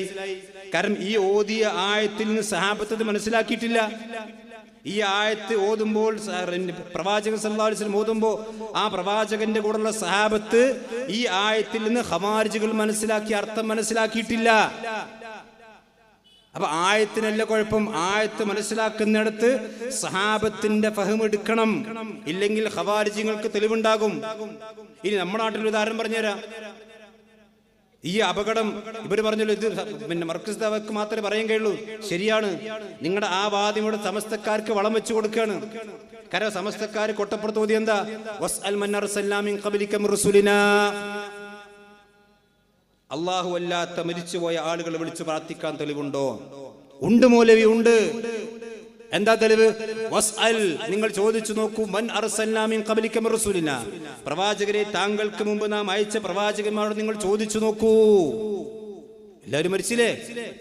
മരിച്ചവരോട് ചോദിക്കാൻ തെളിവല്ലേ? അല്ലാഹു അക്ബർ. എന്താണ് ഈ ആളുകൾ അതിന് മറുപടി പറയാ? അള്ളാഹിന്റെ ഖുർആൻ വ്യക്തമാക്കി പറഞ്ഞില്ലേ, വസ്അൽ മൻ അർസൽനാ മിൻ ഖബ്ലിക. തഫ്സീർ ആവശ്യമുണ്ടോ? ഇതന്നെ സമസ്തക്കാരൻ ചോദിക്കണത്. തഫ്സീർ ആവശ്യമില്ല, അള്ളാഹിന്റെ ഖുർആൻ വളരെ നസ്സല്ലേ, നിങ്ങൾ ചോദിക്കൂന്നവർ. മരിച്ചവരോട് ചോദിക്കൂ. ഇതിലും അത് തെളിവ് എന്താ വേണ്ടി? ഈ ആയത്തിൽ എങ്ങനെയാണ് സലഫികൾ മറുപടി കൊടുക്കുക? മർക്കസ് ദഅവക്കാർക്ക് ഇതിന് മറുപടി കൊടുക്കാൻ കഴിയൂല. കാരണം എന്താ? നിങ്ങൾക്ക് മുൻഗാമികൾ ഖുർആൻ കൊണ്ട് വ്യക്തല്ലേ. ഈ ഖുർആൻ കൊണ്ട് വ്യക്തമായത് സഹാബത്ത് എന്ത് മനസ്സിലാക്കി അത് നോക്കണം, അതിന് തഫ്സീർ നോക്കണം. അപ്പൊ ഈ മൻഹജിലുള്ള വ്യതിയാനം സഹോദരന്മാരെ, ഇത് ലാ ഇലാഹ ഇല്ലല്ലാഹയിൽ വ്യതിയാനം സംഭവിച്ചപ്പോൾ ഏറ്റവും അപകടകരമായ ഒരു പ്രവണതയിലേക്ക് നമ്മുടെ സഹോദരന്മാർ പോയതിന്റെ ഒരു ഉദാഹരണമാണ്. ഇത് അപകടമാണ്. ഇതാണ് നിങ്ങൾക്ക് പറ്റുന്ന കുഴപ്പം. ഖുർആനോട് ഓതുക, ഇത് തോന്നി അർത്ഥം പറയാം. ഇവിടെ ചേകനൂർ വന്നു. ചേകനൂർ വന്നിട്ട് ആയത്തല്ല ഓതിയത്, ഫബി അയ്യ ഹദീസിൻ ബഅദഹു യുഅ്മിനൂൻ. ഈ വിശുദ്ധ ഖുർആനിന് ശേഷം നിങ്ങൾ ഏത് ഹദീസാണോ എടുക്കുന്നത്? ഖുർആനിലില്ലേ? ഖുർആനിലുണ്ടല്ലോ. ആയത്തിന്റെ അർത്ഥതല്ലേ? ആയത്തിന്റെ അർത്ഥം തന്നെയാണ്. ഫബി അയ്യ ഹദീസിൻ ബഅദഹു യുഅ്മിനൂൻ, ഏത് ഹദീസിനെയാണ് നിങ്ങൾ ഖുർആനിന് ശേഷം എടുക്കുന്നത്? പക്ഷെ ഈ ആയത്ത് കേട്ട സഹാബത്ത് ഹദീസ് എടുക്കാതിരുന്നിട്ടുണ്ടോ? ഇല്ല. അപ്പൊ സഹാബത്ത് ഈ ആയത്തിന് മനസ്സിലാക്കിയതല്ല ചേകനൂർ മനസ്സിലാക്കിയത്. അത് വളരെ കൃത്യമായി നമ്മൾ മനസ്സിലാക്കണം. ഇല്ലെങ്കിൽ ആയത്തല്ലേ എന്ന് വിചാരിച്ചാൽ ലോകത്ത് ഏത് പിഴച്ച കക്ഷിയാണ് സഹോദരന്മാരെ ആയത്തോതാത്തത്? ഖാദിയാനികൾ ആയത്തോതിയിട്ടില്ലേ? മുഹമ്മദ്, എനിക്ക് ശേഷം അഹമ്മദ് എന്ന് പറയുന്ന പ്രവാചകൻ വരാനുണ്ട്. ആയത്തോതിട്ട് പറ ആ അഹമ്മദാണ് മിർസ ഗുലാം അഹമ്മദ് ഖാദിയാനി. എന്താ അവര് പറയാ? എല്ലാത്തിനും തെളിവാണ്. മഹാനായ ഉമർ ഇബ്നു ഖത്താബ് റളിയല്ലാഹു അൻഹുവിന്റെ കാലഘട്ടത്തിൽ ഒരാൾ കള്ളു കുടിച്ചു. ഉമർ റളിയല്ലാഹു അൻഹു വിളിച്ചു, എന്താണ് കള്ളു കുടിച്ചാൽ എനിക്കറിയില്ലേ?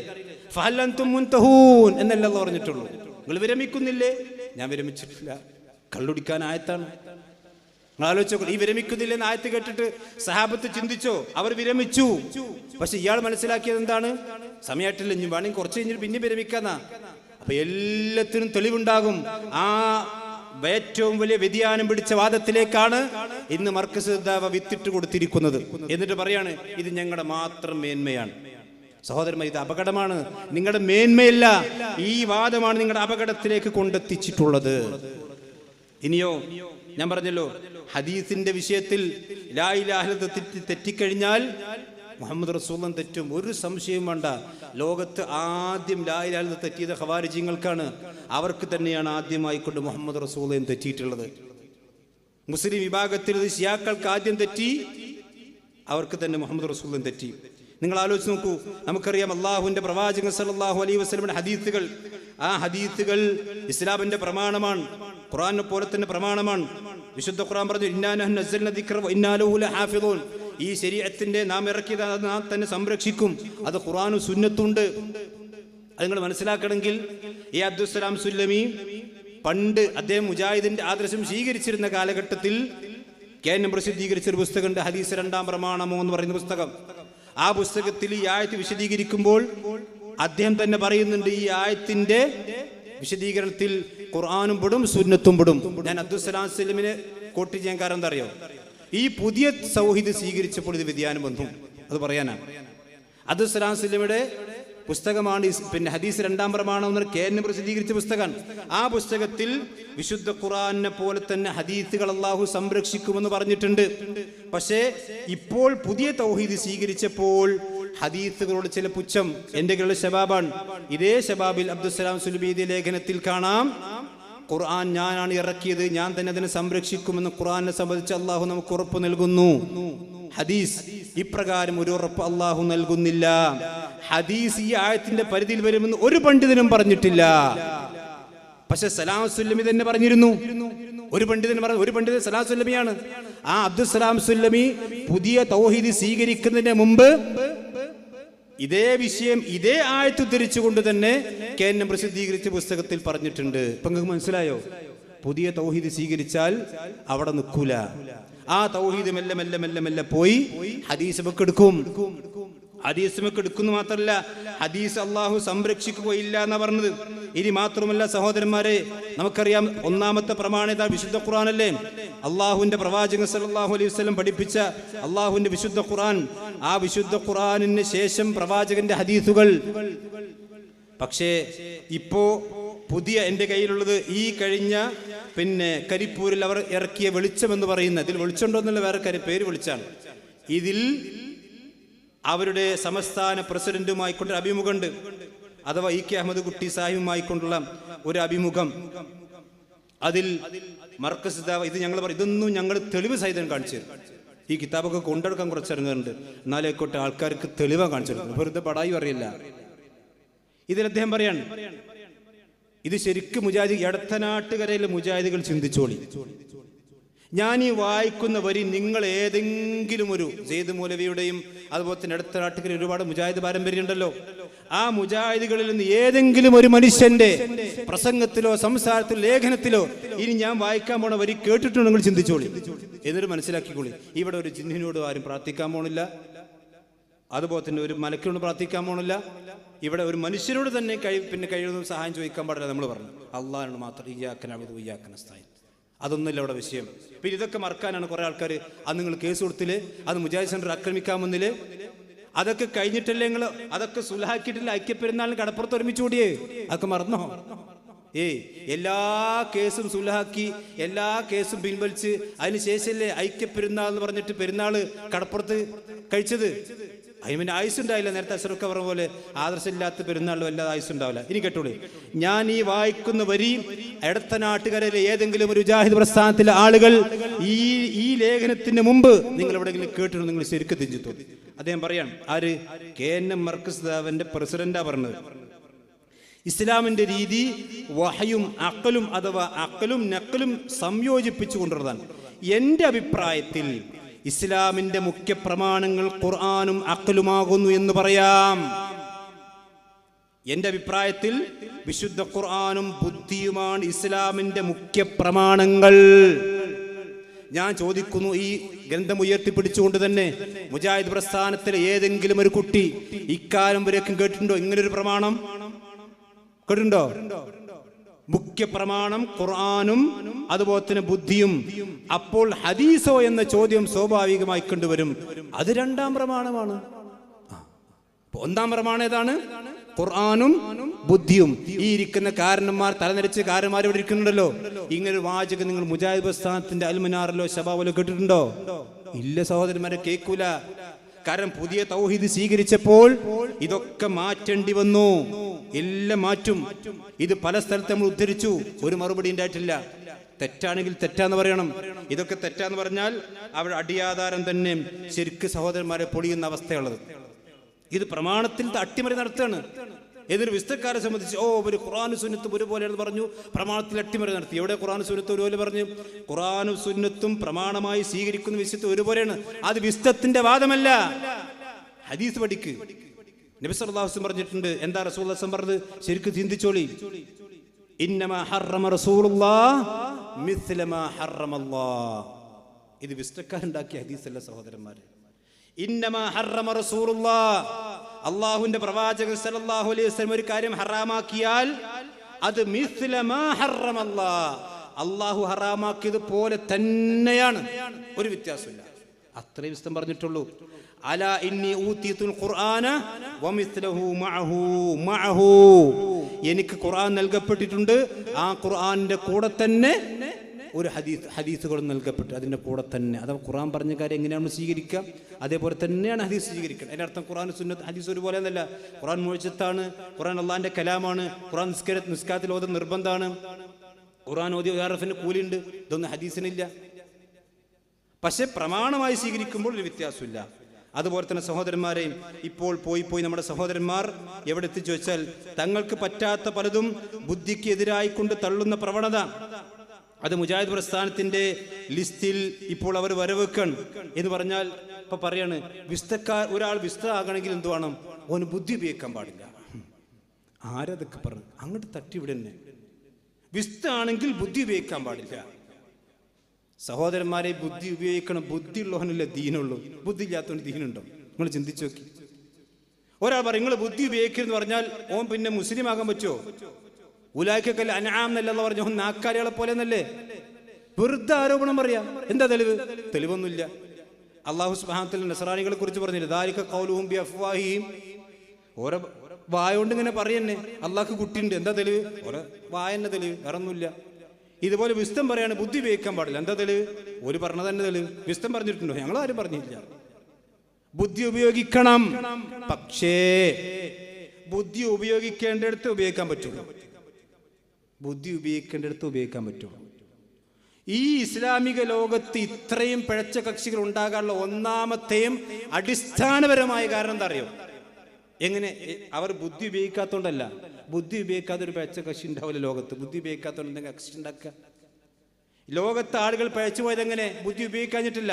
ബുദ്ധി ഉപയോഗിക്കാത്ത മരമണ്ട ശിരോമണികൾ എങ്ങനെ പഴച്ചു പോകും? ഓനങ്ങനെ നാക്കാലികളെ പോലെ അങ്ങനെ നടക്കുന്നല്ലാതെ ഓന് ചിന്തയില്ല, ഒന്നുമില്ല. ബുദ്ധി ഉപയോഗിച്ചു. അശ്അരികൾ ഉപയോഗിച്ചു, മാതുരികൾ ഉപയോഗിച്ചു, അതുപോലെ തന്നെ മുഅ്തസിലികൾ ഉപയോഗിച്ചു, ഖദരിയാക്കൾ ഉപയോഗിച്ചു, ഒക്കെ പഴച്ചു പോയി. എവിടെ ഉപയോഗിച്ചു? അള്ളാഹു റസൂലും പറഞ്ഞിടത്തല്ല, പറയാത്തടത്ത് ഉപയോഗിച്ചു. അതാ പറ്റിയത്. പിന്നെ മുഅ്തസിലികൾ ഉപയോഗിച്ചു. ബുദ്ധി, വലിയ ബുദ്ധിമാന്മാരാണ് അവർ. ഉപയോഗിച്ച് തോന്നിയപ്പോൾ അവർക്ക് തോന്നി അള്ളാഹിന്റെ ഖുർആന് സൃഷ്ടിയാണ്, അള്ളാഹുന്റെ ഖുർആൻ സൃഷ്ടിയാണെന്ന് അവർക്ക് തോന്നി. അതാണ് ഓല ബുദ്ധി.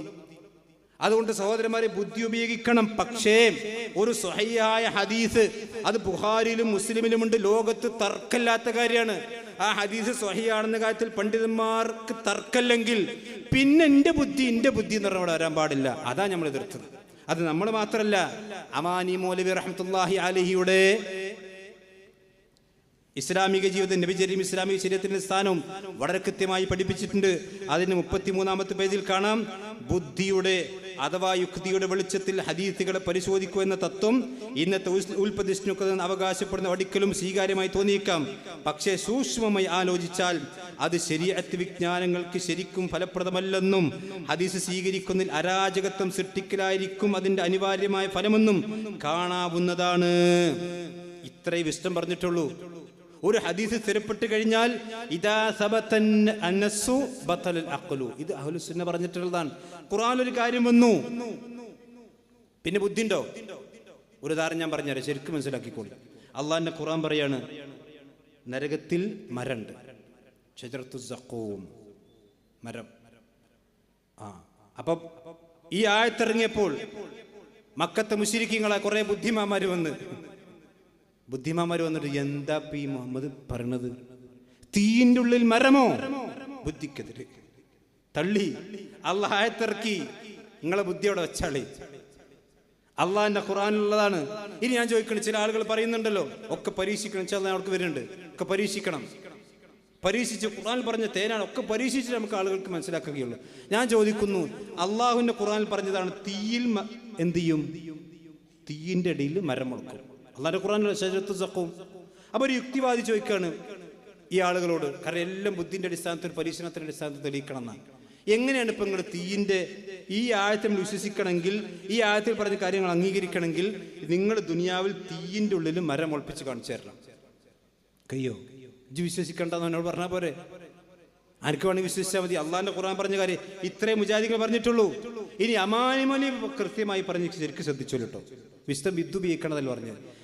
ഗ്രന്ഥകർത്താവിന്റെ അഭിപ്രായം ശരിയാണെന്ന് അധികമൊന്നും ആലോചിക്കാതെ തന്നെ ഇന്നത്തെ അനുഭവങ്ങൾ വെച്ചുകൊണ്ട് നമുക്ക് വ്യക്തമാകുന്നു എന്ന് പറഞ്ഞാൽ, അഥവാ ബുദ്ധിയുടെ അടിസ്ഥാനത്തിൽ, യുക്തിയുടെ അടിസ്ഥാനത്തിൽ ഹദീസുകളെ പരിശോധിച്ച് അതൊക്കെ പിന്നെ വൈഫും സഹിയൊക്കെ വേർതിരിച്ച് ഇന്നത് മൗലൂവും നമുക്ക് പറ്റാത്ത ബുദ്ധിന്റെ അടിസ്ഥാനത്തിലൊക്കെ പിന്നെ തള്ളിക്കളയുന്ന പ്രവണത അത് ശരിയല്ല. അമാനി മൗലവിയുടെ ഇതിൽ ഇത് മാത്രം 33-ാമത്തെ പേജിലുണ്ട്, 105-ലുണ്ട്, 39-ലുണ്ട്, 237-ലുണ്ട്. അതൊക്കെ നമ്മൾ വായിച്ചു നോക്കണം. ഞാൻ പേജ് നമ്പർ പറഞ്ഞെന്താ വെച്ചാൽ അത് വായിക്കുന്ന ആളുകൾക്ക് വേണമെങ്കിൽ അത് വായിക്കാം.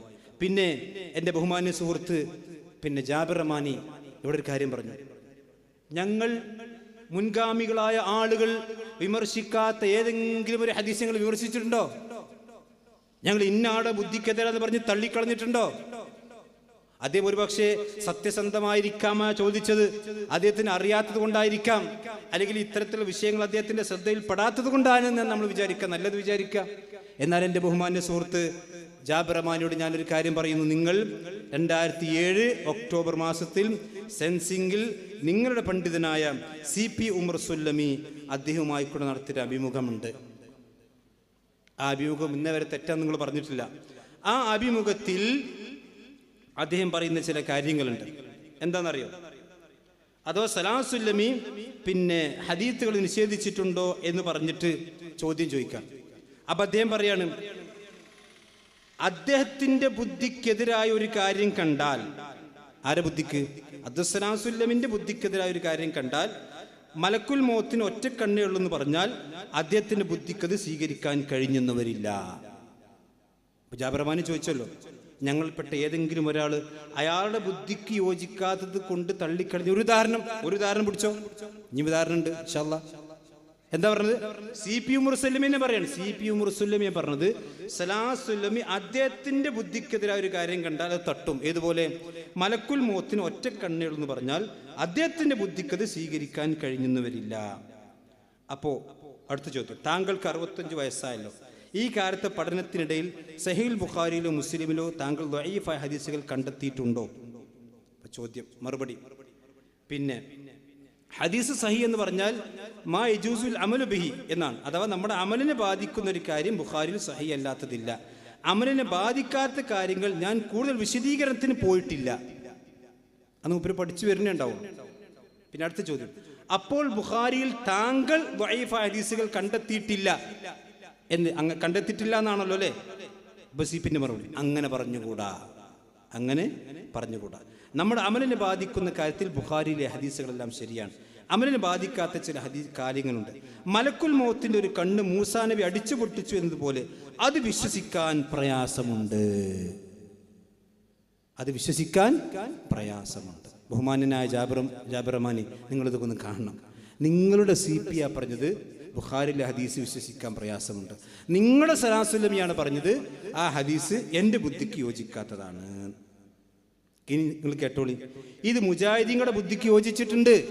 മുജാഹിദീങ്ങളുടെ ബുദ്ധിക്ക് ഇതൊക്കെ യോജിച്ചിട്ടുണ്ട്. എൻ്റെ കയ്യിലുള്ളത് അൽമനാറാണ്. 972 അൽമനാർ. 972 അൽമനാർ. അൽമനാറിൽ മഹാനായ ഷേഖ് മുഹമ്മദ് മൗലവി റഹിമഹുല്ലാഹ്. ചില ആൾക്കാർക്ക് ഫോട്ടോ മാത്രം മതി, ഒരു ആദർശമൊന്നും വേണ്ട. ഷേഖ് മുഹമ്മദിന്റെ ഫോട്ടോ ഒക്കെ വെക്കുമ്പോഴേ നിങ്ങൾ ഈ ലേഖനം കൂടി ഒന്ന് പ്രസിദ്ധീകരിക്കണം. ശബാബിൽ അസ്രായിലിന്റെ കണ്ണ്, ഈ ലേഖനം ഒന്ന് പ്രസിദ്ധീകരിക്കണം. എന്താ CP മുറസല്ലമി എനിക്ക് വിശ്വസിക്കാൻ പ്രയാസമുണ്ട്, അതുപോലെ അബ്ദുസ്സലാം സല്ലമി എൻ്റെ ബുദ്ധിക്ക് യോജിക്കുന്നില്ല എന്ന് പറഞ്ഞ ഹദീസിനെ സംബന്ധിച്ച് എന്താണ് മഹാനായ ഷേഖ് മുഹമ്മദ് മൗലവി റഹ്മത്തുള്ളാഹി എഴുതിയത്? ഏതായാലും പ്രസ്തുത സംഭവത്തിൽ ബുദ്ധിക്കോ ഖുർആനിക അധ്യാപനങ്ങൾക്കോ ഉപയോഗിക്കുന്ന യാതൊന്നും ഇല്ല. സ്വഹീഹായ പരമ്പരയിലൂടെ സംഭവം ബുഖാരിയിലും മറ്റും സ്ഥിരപ്പെടുകയും ചെയ്തിട്ടുണ്ട്. വിശദമായ ലേഖനാണ്. അപ്പോൾ ബുഖാരിയിൽ മുസ്ലിം സ്ഥിരപ്പെട്ടിട്ടുള്ള സംഭവം തള്ളിക്കടയുന്നു. ആര്? CP ഉമർ സുല്ലമി, അബ്ദുസ്സലാം സുല്ലമി. ഇവരാരാണ്? ഇവരെ നേതാക്കന്മാരാണ്. ഞങ്ങൾ ചോദിക്കുന്നു, ഈ വിസ്ഡം ഇസ്ലാമിക് ഓർഗനൈസേഷന്റെ ഒരു പ്രവർത്തകൻ, ഔദ്യോഗികമായ സ്ഥാനത്തിരിക്കുന്ന ഒരു പ്രവർത്തകൻ ഇതുപോലെ സഹീഹുൽ ബുഖാരിയിലെ ഹദീസ് എന്റെ ബുദ്ധിക്ക് യോജിക്കുന്നില്ല എന്ന് പറഞ്ഞ് തെളിയിക്കാൻ നിങ്ങൾക്ക് കഴിയുമോ? കഴിയോ? നിങ്ങളുടെ സംസ്ഥാന നേതാക്കന്മാരുടെ 2 നിഷേധമാണ് ഞാനിവിടെ ചൂണ്ടിക്കാണിച്ചത്. 2 നിഷേധം. സഹോദരൻ, ഇത് അപകടമാണ്. ഈ തൗഹീദ് തെറ്റിയപ്പോ നിങ്ങൾക്ക് സംഭവിച്ചതാണ്. ഇത് സംഭവിച്ചത് മാത്രമല്ല, മുജാഹിദ് പ്രസ്ഥാനത്തിൽ ബുഖാരിയുടെയും മുസ്ലിമിന്റെയും ഹദീസുകളെ സംബന്ധിച്ച് എന്താ മുജാഹിദ് പ്രസ്ഥാനം സ്വീകരിച്ച നിലപാട്? ബുഖാരിയിലെയും മുസ്ലിമിലെ ഹദീസുകൾ, സ്വഹീഹായ ഹദീസുകൾ മാത്രം ക്രോഡീകരിച്ച് കിതാബാണല്ലോ സഹീഹ് ബുഖാരി മുസ്ലിമും. എൻ്റെ കയ്യിൽ 950 അൽമനാറാണ്. 950 എന്ന് പറഞ്ഞാൽ നമ്മളൊക്കെ ഈ ഇരിക്കുന്ന അധികം ആൾക്കാർ ചിലപ്പോൾ ജനിച്ചിട്ടുണ്ടാവില്ല. അന്നത്തെ അൽമനാർ 950 അൽമാർ എന്ന് പറഞ്ഞാൽ മൂന്നാമത്തെ ലക്കം. ഈ ലക്കത്തിൽ അഥവാ ഈ അൽമനാറിന് മുമ്പ് 2 അൽമനാറെ പുറത്തിറങ്ങിയിട്ടുണ്ട്. അഥവാ മുജാഹിദ് പ്രസ്ഥാനത്തിൻ്റെ തുടക്കത്തിലുള്ള ആദർശം കേട്ടോളൂ. ആരാണ് മുജാഹിദ് പാരമ്പര്യം? അതാ നമ്മൾ പറഞ്ഞ പ്രമാണ നിഷേധം മുജാഹിദ് പാരമ്പര്യമല്ല. ഏത് പാരമ്പര്യം? ഈ പാരമ്പര്യം. ഇങ്ങനെ പാരമ്പര്യം മുജാഹിദികൾക്കുണ്ട്. എന്താ പാരമ്പര്യം? നബിചര്യകൾ മനഃപ്പാടമാക്കുകയും രേഖപ്പെടുത്തുകയും ചെയ്തിരുന്ന മഹാന്മാരിൽ അഗ്രഗണ്യൻ മുഹമ്മദ് ബിൻ ഇസ്മായിൽ ബുഖാരി ആകുന്നു. അദ്ദേഹം ഹദീസിൽ ഏറ്റവും അധികം പ്രാവീണ്യം നേടിയ മാന്യനും വിശ്വസ്തന്മാരും സൂക്ഷ്മതയുള്ളവരുമായ നിവേദകന്മാരെ തിരിച്ചറിഞ്ഞ് പ്രത്യേക വൈദഗ്ധ്യമുള്ള ചരിത്രകാരനുമായിരുന്നു. എനിക്ക് ശരിക്കും ശ്രദ്ധിച്ചോളൂ. മുസ്ലിം ലോകത്ത് മുഴുവൻ സ്തുതിപ്പെട്ടിരിക്കുന്ന സഹീഹുൽ ബുഖാരി ഇദ്ദേഹം രചിച്ചതത്രേ. ഈ കിതാബിൽ സനദോടുകൂടി നിവേദനം ചെയ്യപ്പെട്ട ഹദീസുകൾ മുസ്ലിം പണ്ഡിതന്മാർ ചോദ്യം ചെയ്യാതെ സ്വീകരിച്ചു വരാറുണ്ട്. ബുഖാരിയിലെ ഹദീസ് വന്നാൽ ചോദ്യമില്ല. ഇതാണ് മുജാഹിദീങ്ങളുടെ പാരമ്പര്യം. ഞാൻ ചോദിക്കുന്ന ഇടത്തനാട്ടുകരയിൽ ഈ ലേഖനം അബ്ദുസ്സലാം സുല്ലമിയുടെ ഇതേ ലേഖനം ഇന്ന് ഇതേ രൂപത്തിൽ പ്രസിദ്ധീകരിക്കാൻ കഴിയുന്ന ഒരേ ഒരു പ്രസിദ്ധീകരണം മുജാഹിദീങ്ങൾക്കുള്ളൂ. അതിന്റെ പേരാണ് നേർപ്പദം. ഇൻഷാ അല്ലാഹ് അതിന്റെ വരി ചേർക്കുന്ന നിങ്ങൾ എല്ലാവരും വരി ചേർന്നോളി. ആ മുജാഹിദിന്റെ പാരമ്പര്യത്തിലുള്ള ആദർശം സ്വീകരിക്കണമെങ്കിൽ നേർപ്പദം വായിച്ചോളി. മറ്റൊക്കെ തെറ്റിയിട്ടുണ്ട്. ശബാബ് തെറ്റി. എന്താ തെറ്റിയത്? ശബാബ് തൗഹീദിൽ നിന്ന് ഞാൻ വായിക്കാം. അതായത് ബുഖാരിയിലെ മുഴുവൻ ഹദീസുകളും സ്വഹീഹാണെന്നും സ്വീകാര്യമല്ലാത്ത ഹദീസുകളും ബുഖാരിയിലെന്നും മുഹദ്ദിസുകൾ ആരും പറഞ്ഞിട്ടില്ല. ഇത് പറഞ്ഞതോ അബ്ദുസ്സലാം മൗലവിയുടെ NV അബ്ദുസ്സലാം മൗലവിയുടെ ഫോട്ടോ വെച്ചാ പോരാ, ആദർശം സ്വീകരിക്കണം. ഈ ലേഖനം ശബാബിൽ പ്രസിദ്ധീകരിക്കാൻ കഴിയോ? തീർന്നിട്ടില്ല, ഒരുപാടുണ്ട്. അഥവാ 950 അൽമനാർ ഞാൻ വായിച്ചു. 971 അൽമനാർ, ഡിസംബർ മാസത്തിൽ അൽമനാർ ഇതേ സാധനമുണ്ട്. 972 അൽമനാർ, 994 അൽമനാർ. ഇതൊക്കെ അൽമനാറാണ്. ഈ അൽമനാറിലെ ഒരു മുഴുവൻ ലേഖനങ്ങളും പ്രസിദ്ധീകരിക്കാനും അത് അങ്ങനെ തന്നെ പറയാൻ നമുക്ക് സാധിക്കും. കാരണം മുജാഹിദികളുടെ തൗഹീദ് പിഴച്ചിട്ടില്ല. തൗഹീദ് പിഴക്കാത്തത് കൊണ്ട് ഹദീസ് നിഷേധിക്കൂല. പക്ഷെ തൗഹീദ് പിഴച്ചപ്പോ എന്തേ? ഈ അൽമിനാറിൽ വന്ന് ലേഖനം പ്രസിദ്ധീകരിക്കാൻ കഴിയില്ല. മാത്രമല്ല സഹോദരന്മാർ, ശരിക്കും ശ്രദ്ധിച്ചോളി. ബുഖാരിയിലുള്ളതും മുസ്ലിമിലുള്ളതും മുഴുവൻ സ്വീകരിക്കണം എന്നല്ലേ? അതുപോലെ തന്നെ NV അബ്ദുസ്സലാം മൗലവി റഹ്മത്തുള്ളയും AP അബ്ദുൽ ഖാദർ മൗലവിയും അതുപോലെ സെയ്ദ് മൗലവിയും അതുപോലെ MC സഹോദരന്മാർ ഇവരൊക്കെ പഠിപ്പിച്ച്. പക്ഷെ ഇപ്പം മർക്കസ് ദേവക്കാർ പഠിപ്പിക്കണം എന്താ അറിയോ? അത് കേട്ടോളൂ. സഹീഹ് ബുഖാരിയിൽ ഇമാം ബുഖാരി 5 ലക്ഷത്തോളം ഹദീസുകൾ പഠിച്ച് 7000 ചുറ്റും ഹദീസാണല്ലോ അദ്ദേഹത്തിന്റെ സഹീഹ് രേഖപ്പെടുത്തിയത്. അതിൽ പിന്നെ ദുർബലമായതൊന്നുമില്ല. അത് മുഴുവൻ അംഗീകരിക്കാൻ പറ്റിയതാണ് എന്ന് അള്ളാഹുവിന്റെ വഹീദുകളല്ലാതെ അങ്ങനെ വിശ്വസിക്കാൻ നമുക്ക് സാധ്യമല്ല. അങ്ങനെ വിശ്വസിക്കുന്നത് അന്ധവിശ്വാസമാണ്. എന്താ പറഞ്ഞു കേട്ടോ? അതായത് ഈ അൽമനാറിലുള്ള കാര്യം ഇപ്പൊ വിശ്വസിച്ചാൽ അന്ധവിശ്വാസിയാണ്. എടത്തനാട്ടുകാരെ മുജാഹിദുകൾക്ക് മനസ്സിലായോ?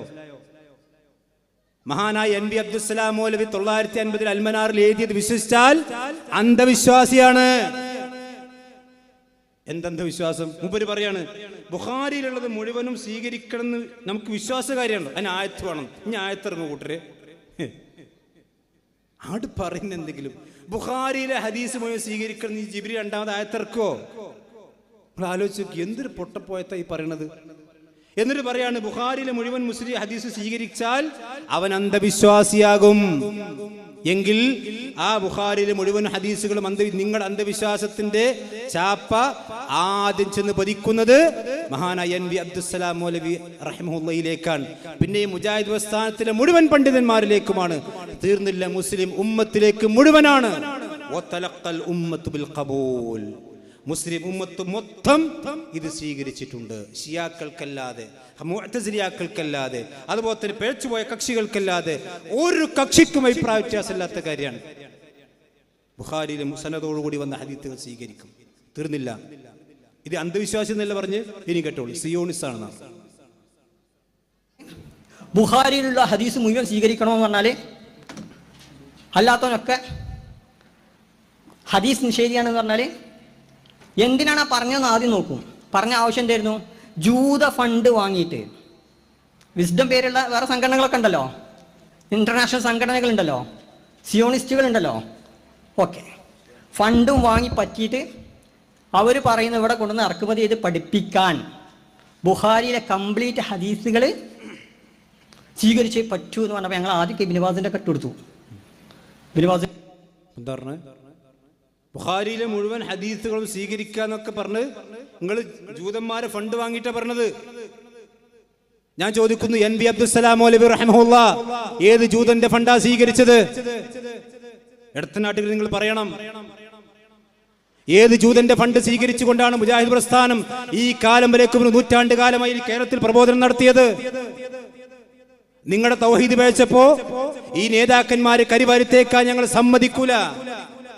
നിങ്ങൾക്കൊരു പാരമ്പര്യമില്ല ഇവിടെ. നിങ്ങൾക്ക് പാരമ്പര്യമുണ്ട്.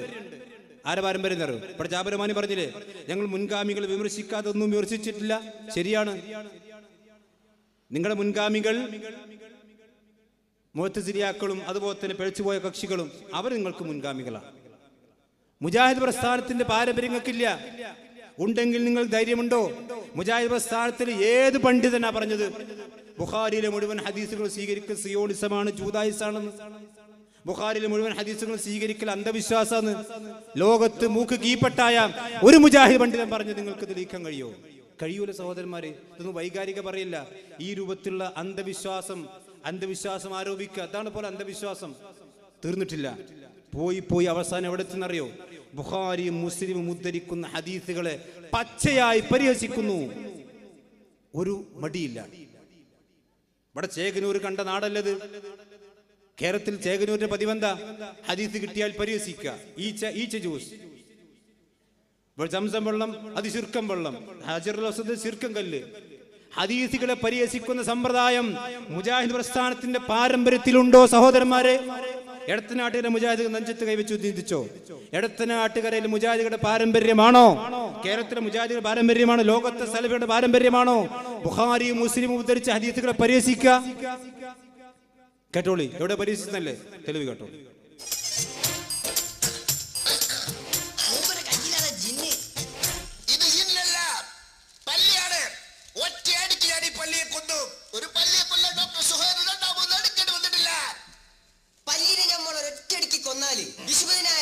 കൂലി അതിന്റെ എണ്ണം കൂടുന്തോറും കൂലി കുറയൂ. അങ്ങനെയാണ്. അല്ല ഡോക്ടറെ, ഈ പല്ലി നമ്മളോട് എന്ത് തെറ്റാ ചെയ്തത്? ഇബ്രാഹിം നബിയെ തീയിലിട്ടപ്പോൾ ആ തീ ഊതി കത്തിച്ചത് ഒരു പല്ലിയാണ്. ആണോ? അതുകൊണ്ട് അതിന്റെ അടുത്ത തലമുറകൾ അടിച്ചുകൊണ്ട് നമുക്ക് സ്വർഗ്ഗത്തിൽ പോവാം. ഓഹോ, അങ്ങനെയാണെങ്കിൽ കായംകുളം കൊച്ചുണ്ണിയുടെ സന്താന പരമ്പരകളുടെ കയ്യൊക്കെ വെട്ടണ്ടേ? മൂപ്പര് എത്ര കളവാ നടത്തിയത്. പള്ളിയുടെ കാര്യം പറയുമ്പോ കായംകുളം കൊച്ചുണ്ണിയുടെ കാര്യം വരെല്ലാം ചെയ്യില്ലേ? സഹോദരന്മാരെ, എന്ത് പാരമ്പര്യം ഇത്? മുജാഹിദുകൾ മർക്കസ് ദേവക്കാരിറക്കിയ സീഡിയാണ്. നിഷേധിക്കാൻ കഴിയും? ഈ ഡോക്യുമെന്ററിയിൽ പരിഹസിച്ചത് റസൂലുള്ളാഹിന്റെ വാചകത്തെയാണ്. നമ്മുടെ കണ്ണിന്റെ പിന്നെ കൃഷ്ണമണിയായ അതിനേക്കാൾ നമ്മൾ സൂക്ഷിക്കുന്ന മുത്ത് മുഹമ്മദ് മുസ്തഫ സല്ലല്ലാഹു അലൈഹി വസല്ലമയുടെ അള്ളാഹുവിന്റെ പ്രവാചകന്റെ വഹയിന്റെ അടിസ്ഥാനത്തിൽ പറഞ്ഞ ബുഖാരിയും മുസ്ലിമും ഉദ്ധരിച്ച ഹദീസിനെയാണ് ഈ ആളുകൾ പരിഹസിച്ചത്. ഞാൻ ചോദിക്കുന്നു, മർക്കസ് ദേവൽ ഈമാൻ ബാക്കിയുള്ള അള്ളാഹുവിന്റെ പ്രവാചകന്റെ ഹദീസുകൾ ബഹുമാനിക്കുന്ന, പടച്ചറപ്പിനെ പേടിക്കുന്ന, അള്ളാഹുവിന്റെ പരലോകത്ത് പടച്ചറപ്പിന്റെ മുമ്പിൽ നിൽക്കണമെന്ന് ആഗ്രഹിക്കുന്ന മർക്കസ് ദേവ കാര്യങ്ങൾ ചിന്തിച്ചോളി. ഇത് തെറ്റാണോ അല്ലേ? പല്ലിയെ കൊല്ലുന്ന ഹദീസ് ബുഖാരിയിലുണ്ടോ അല്ലേ പരിശോധിക്കുക നിങ്ങൾ. ഇത് വിസ്തമുണ്ടാക്കിയ ഹദീസാണോ? ഇത് പി എൻ അബ്ദുൽ ലത്തീഫ് ഉണ്ടാക്കിയ ഹദീസാണോ? അല്ലല്ലോ. ഇത് പറപ്പൂർ മൗലവി ഉണ്ടാക്കിയ ഹദീസാണോ? ഇത് അള്ളാഹുവിന്റെ പ്രവാചകൻ അള്ളാഹുവിന്റെ അടുക്കുന്ന വഹയിന്റെ അടിസ്ഥാനത്തിൽ പറഞ്ഞ ഹദീസല്ലേ? ഇമാം ബുഖാരി മുസ്ലിം ഉദ്ധരിച്ച ഹദീസല്ലേ? അങ്ങനെ ഹദീസ് ഇല്ലെങ്കിൽ ഹദീസ് ഇല്ല എന്ന് ഇവിടെ ഒന്ന് പറയൂ. നിങ്ങൾ ആരെയാണ് പരിഹസിക്കുന്നത്? അള്ളാഹുവിന്റെ പ്രവാചകൻ സല്ലല്ലാഹു അലൈഹി വസല്ലമയുടെ കാലഘട്ടത്തിൽ അള്ളാഹുവിന്റെ പ്രവാചകന്റെ കൂടെ, അള്ളാഹുവിന്റെ റസൂലുള്ളാഹിന്റെ കൂടെ ജീവിച്ച റസൂലുള്ളാഹിന്റെ സഹാബത്ത്, ആ സഹാബത്തിന് ചില ആളുകൾ, ചില കപട വിശ്വാസികൾ കൊച്ചാക്കി. അവര് പറഞ്ഞു റസൂലുള്ളാഹിന്റെ സഹാബത്ത് പേടിത്തൊണ്ടന്മാരാണ്, റസൂലുള്ളാഹിന്റെ സഹാബത്ത് ഭീരുക്കളാണ്, തീറ്റക്കൊതിയന്മാരാണ്. റസൂലുള്ളാഹിന്റെ സഹാബത്തിനെ അവർ പരിഹസിച്ചു. ഇത് കേട്ട സഹാബി, ഈമാനുള്ള സഹാബി, റസൂലുള്ളാഹിന്റെ ഹദീസുകളെ പരിഹസിക്കുന്ന, റസൂലുള്ളാഹിന്റെ സഹാബത്തിനെ പരിഹസിക്കുന്ന കേട്ട ഈമാനുള്ള സഹാബി റസൂലുള്ളാഹിന്റെ അടുക്കൽ വന്ന് പരാതി പറഞ്ഞു, നബിയെ, സഹാബത്തിനെ പറ്റി ഇങ്ങനെ ഇയാൾ അഭിപ്രായം പറഞ്ഞിട്ടുണ്ട്. വിളിപ്പിച്ചു, ഇവിടെ വാന്ന് പറഞ്ഞു. പറഞ്ഞിട്ടുണ്ടോ? അവർ പറഞ്ഞു, തമാശ പറഞ്ഞല്ലേ നബിയെ. അള്ളാഹുവിന്റെ ആയത്തിറങ്ങി, സൂറത്ത് തൗബയിൽ 65-ാമത്തെ ആയത്ത്. ഖുൽ നബിയെ, നിങ്ങൾ ചോദിച്ചു നോക്ക്, അബില്ലാഹി വആയാതിഹി വറസൂലിഹി കുൻതും തസ്തഹ്സിഊൻ. നിങ്ങൾ അള്ളാഹുവിനെയും അവന്റെ പ്രവാചകനെയും അവന്റെ ആയത്തുകളെയുമാണ് നിങ്ങൾ പരിഹസിക്കുന്നത്. ലാ തഅതദിറു, നിങ്ങൾ പറയേണ്ടതില്ല, ഒരു ഉദ്ർ നിങ്ങൾക്ക് ആ വിഷയത്തിലില്ല. ഖദ് കഫർതും ബഅദ ഈമാനിക്കും, നിങ്ങളുടെ ഈമാനിന് ശേഷം നിങ്ങൾ കാഫറായി പോയിട്ടുണ്ട്. റസൂലുള്ളാഹിന്റെ സഹാബത്തിനെ നിന്ദിച്ചു. ഇത് റസൂലുള്ളാഹിന്റെ സഹാബത്തിനെയല്ല സഹോദര, ഇത് അള്ളാഹിന്റെ റസൂലാണ് നിന്ദിച്ചത്. ഇവിടേക്ക് എത്തിയില്ലേ? ഇതിന് വലുതുണ്ടോ? അതുകൊണ്ട് ഈമാനോട് ചിന്തിച്ചോളി. ഇവിടെ ജിന്നും ശൈത്താനും കേസും കൂട്ടുന്നല്ല വിഷയം, ഇതാ വിഷയം. ഈ തൗഹീദ് മാറ്റിയപ്പോ ഒരു ഈമാനുള്ള മനുഷ്യന് കണ്ണീര് ഒരു പേടിയോടുകൂടി അല്ലാതെ ഈ ഡോക്യുമെന്ററി കാണാൻ കഴിയും സഹോദരന്മാരെ. ഇതിന്റെ പരസ്യം ശബാബിൽ വന്നിട്ടില്ലേ? ഈ ഡോക്യുമെന്ററി കാണാൻ നിങ്ങൾ ആളുകളെ പ്രേരിപ്പിച്ചിട്ടില്ലേ? ഇല്ലെങ്കിൽ ഇല്ല എന്ന് പറയൂ. തെളിവ് ഞങ്ങൾ അടുത്ത നാട്ടുകാരിൽ ഹാജരാക്കും. നിങ്ങൾ ആലോചിച്ച് നോക്കി. എന്നിട്ട് പറയാ ജിന്നിനെ വിളിക്കാൻ തെളിവുണ്ടാക്കുക, അന്ധവിശ്വാസം പറയാ. ഒരു അന്ധവിശ്വാസം തെളിവ് നിങ്ങൾ കാണിക്കിവിടെ. അള്ളാഹുവിന്റെ ആയത്തുകളെ പരിഹസിക്കുന്ന അവസ്ഥയിലേക്ക് എത്തി. തീർന്നില്ല സഹോദരന്മാരെ. സഹാബത്തിനോടുള്ള നിലപാടുകൾ മാറ്റി. സഹാബത്തിനോട് നിലപാട് ഞങ്ങൾ എത്ര സ്ഥലത്ത് പറഞ്ഞു. മുആവിയ റളിയല്ലാഹു അൻഹുവിനെ പരിഹസിക്കുന്ന ലേഖനം, അദ്ദേഹത്തെ കുറ്റം പറയുന്ന മുആവിയ റളിയല്ലാഹു അൻഹു റസൂലുള്ളാഹിന്റെ സഹാബിയാണ്, റസൂലുള്ളാഹിന്റെ അളിയനാണ്, മുഅ്മിനീങ്ങളുടെ ഖാലാണ്, അമ്മാവനാണ്. ആ മുആവിയ റളിയല്ലാഹു അൻഹു സഹാബത്തിനെ കൊന്നു എന്ന ലേഖനം ശബാ 2023 വന്നിട്ട് ഇതുവരെ കാമം മിണ്ടിയിട്ടില്ല. ഇത് വാക്കബദ്ധമല്ല. കരിപ്പൂർ സമ്മേളനത്തിൽ ശരിക്കും ശ്രദ്ധിച്ചോളി. കരിപ്പൂർ സമ്മേളനത്തിൽ ഉദ്ഘാടകനായി നിങ്ങൾ ക്ഷണിച്ചത് ആരെയാണ്? മർക്കസ് ദേവൽ ഈമാനുള്ള ചിന്തിച്ചോ? ഇത് ഞങ്ങൾ വെറുതെ പറയില്ല. ഈ നിങ്ങളുടെ സമ്മേളനത്തിൽ നിങ്ങളുടെ ഉദ്ഘാടകനായി ക്ഷണിച്ചത് ആരാണ്? സൽമാൻ നദ്വിയാണ്. സൽമാൻ നദ്വിന്റെ വീഡിയോ യൂട്യൂബിൽ പോയൊക്കെ. റസൂലുള്ളാഹിന്റെ അളിയനായ മുഅ്മിനീങ്ങളുടെ നേതാവായ റസൂലുള്ള സ്വർഗമുണ്ടെന്ന് പ്രവാചകൻ പഠിപ്പിച്ച ആ സഹാബിയെ കാഫിർ എന്ന് പറയുന്ന ആളാണ്. അയാളെയാണ് നിങ്ങൾ ഉദ്ഘാടകനായി കൊണ്ടുവന്ന് കരിപ്പൂര്.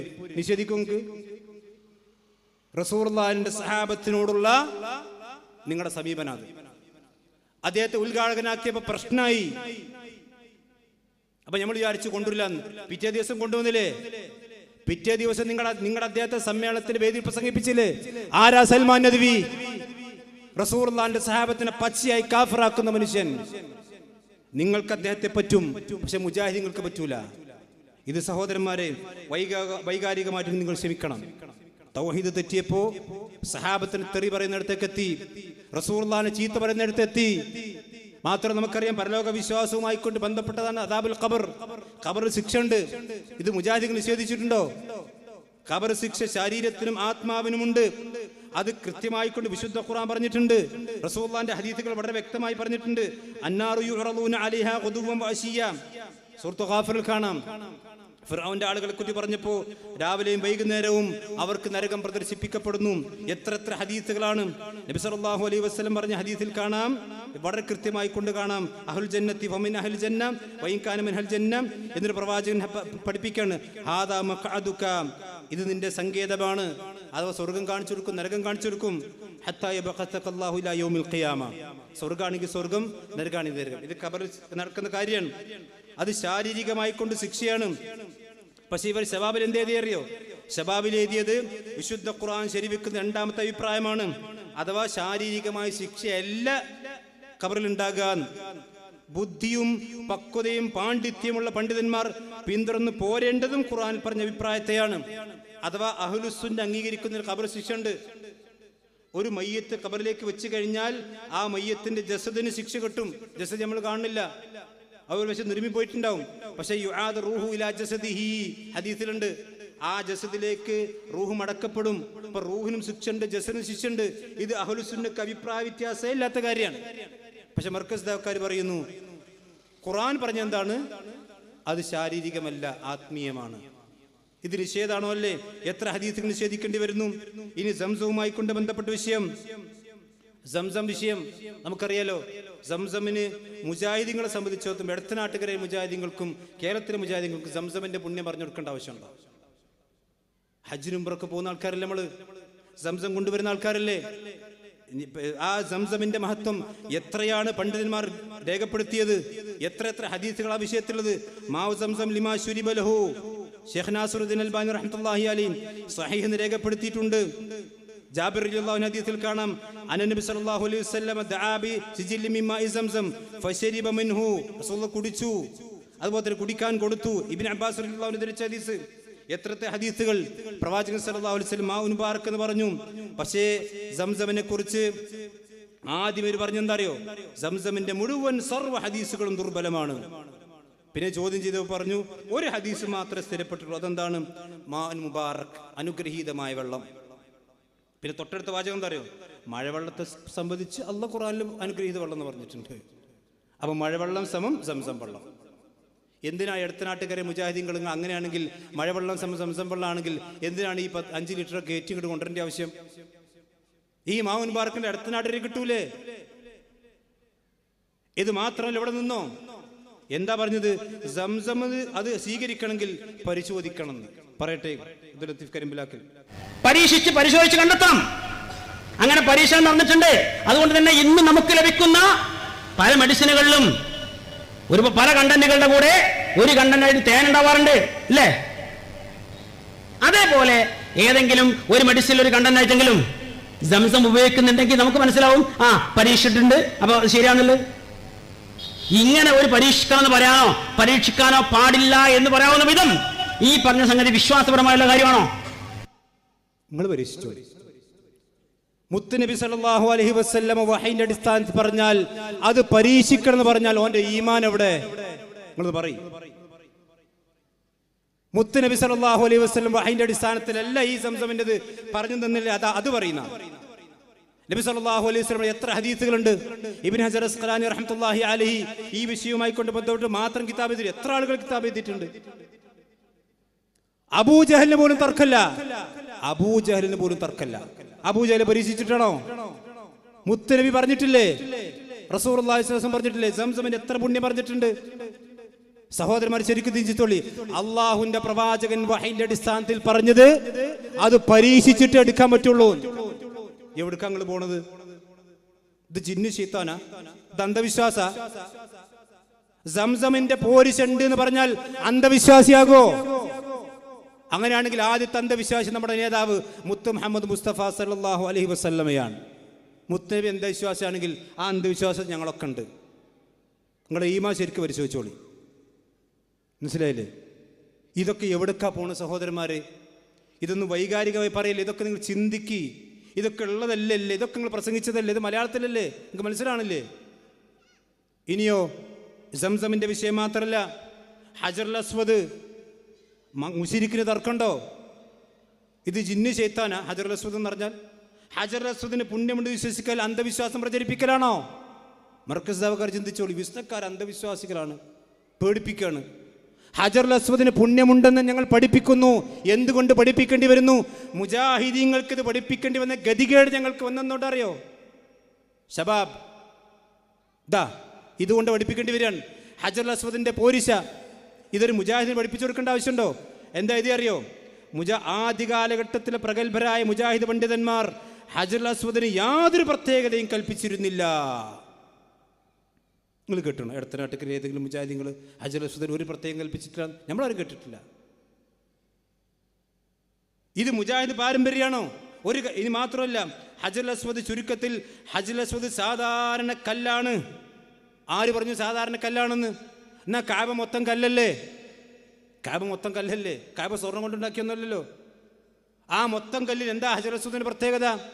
അതിന് പ്രത്യേകതയുണ്ട്. അത് പ്രമാണം പഠിപ്പിച്ചിട്ടുണ്ട്, മുസ്ലിം ലോകം അത് അംഗീകരിച്ചിട്ടുണ്ട്. പിന്നെ ഉമർ റളിയല്ലാഹു പറഞ്ഞില്ലേ? ഉമർ റളിയല്ലാഹു എപ്പോഴാണ് പറഞ്ഞത്? പൊന്നാര ജാബിറമാനി, നിങ്ങൾ ഹദീസ് മുഴുവൻ പഠിക്കി, ഇന്നക്ക ഹജർ എന്ന് പറഞ്ഞില്ലേന്നാ പറഞ്ഞിട്ടുണ്ട്.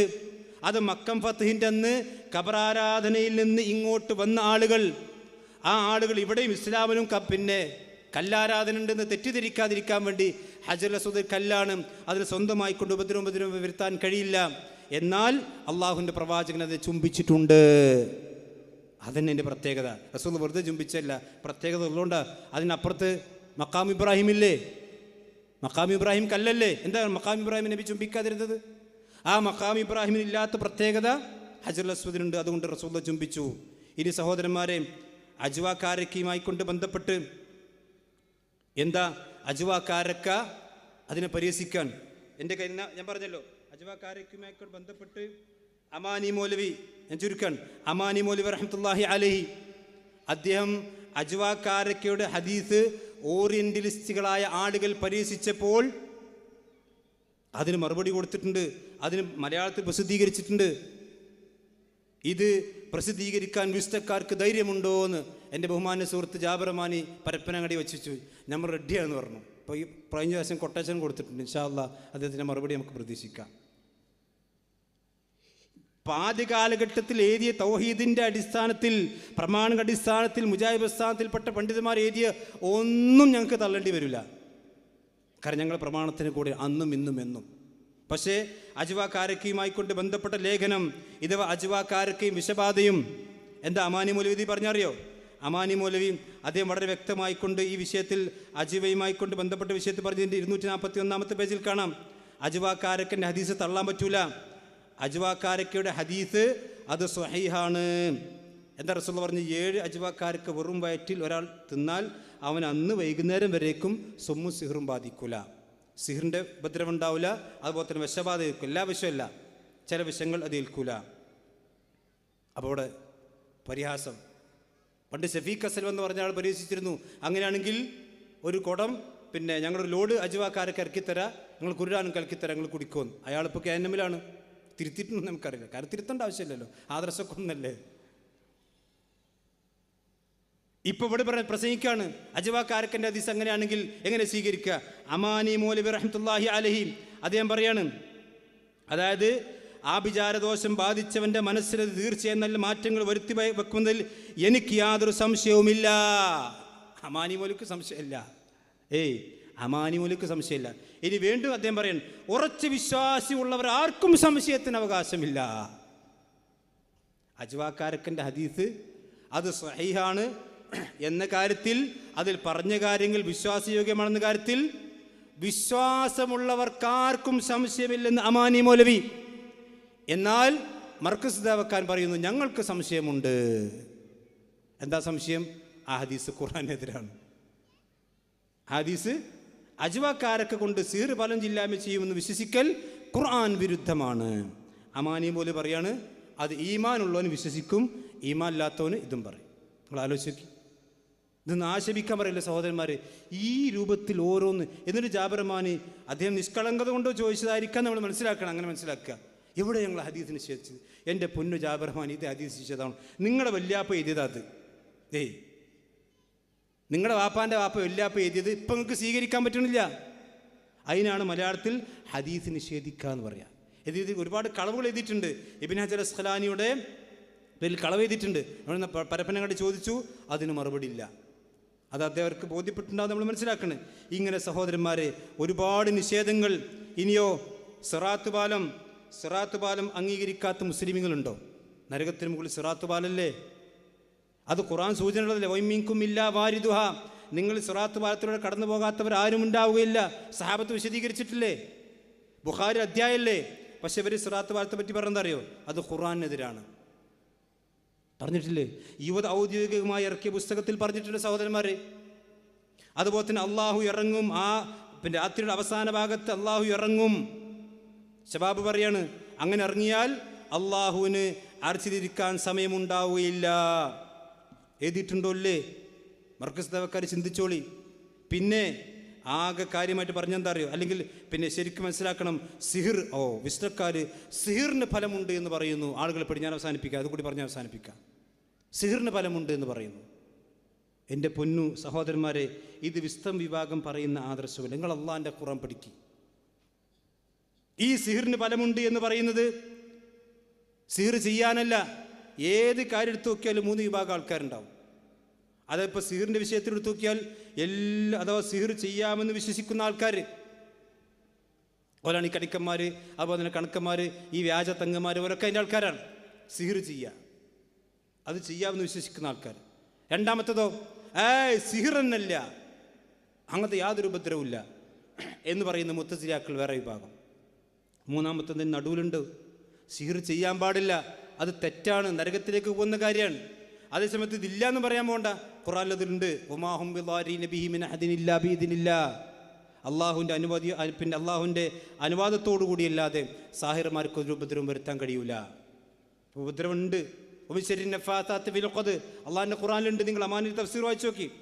അമാനി മൗലവിയുടെ തഫ്സീറിൽ വളരെ കൃത്യമായി കൊണ്ട് പറഞ്ഞിട്ടുണ്ട്. ഇനി ഇവിടെ സിഹിറിന് ഫലമുണ്ടോ ഇല്ലേ, ഇത് കെ എം മൗലവിയുടെ ഫത്വയാണ്. കെ എം മൗലവിയുടെ ഫത്വയിൽ എന്താ കെ എം മൗലവി പറഞ്ഞത്? ഇപ്പോൾ വിസ്തം വിഭാഗം വന്നതിന് ശേഷമാണ് ഇതൊക്കെ ഉണ്ടായതല്ലേ.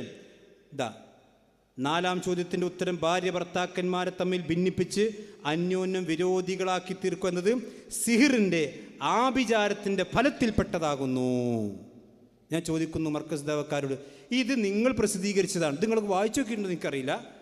ആഭിചാരത്തിൻ്റെ ഫലത്തിൽപ്പെട്ടതാണ്, ആഭിചാരത്തിന് ഫലമുണ്ട് എന്ന് നമ്മുടെ 1-ാമത്തെ പ്രസിഡന്റ് കെ എം മൗലവി, അദ്ദേഹം അന്ധവിശ്വാസിയാണോ? അതല്ല, അദ്ദേഹത്തിനും വിസ്തത്തിൽ മെമ്പർഷിപ്പ് എടുക്കുന്ന കുഴപ്പമൊന്നുമില്ല. കാരണം എന്താ? അദ്ദേഹം നമ്മുടെ നേതാവാണ്, അദ്ദേഹത്തിൻ്റെ ആദർശത്തിന് നമ്മളുള്ളത്. അപ്പോൾ കെ എം മൗലവി ആളുകളെ പേടിപ്പിച്ചോ? കെ എം മൗലവി ആളുകളെ അന്ധവിശ്വാസത്തിലേക്ക് നയിച്ചോ? ഇല്ല. ഇനി ഈ സിഹിർ നിഷേധിക്കുന്ന ആൾക്കാരാരാണ്?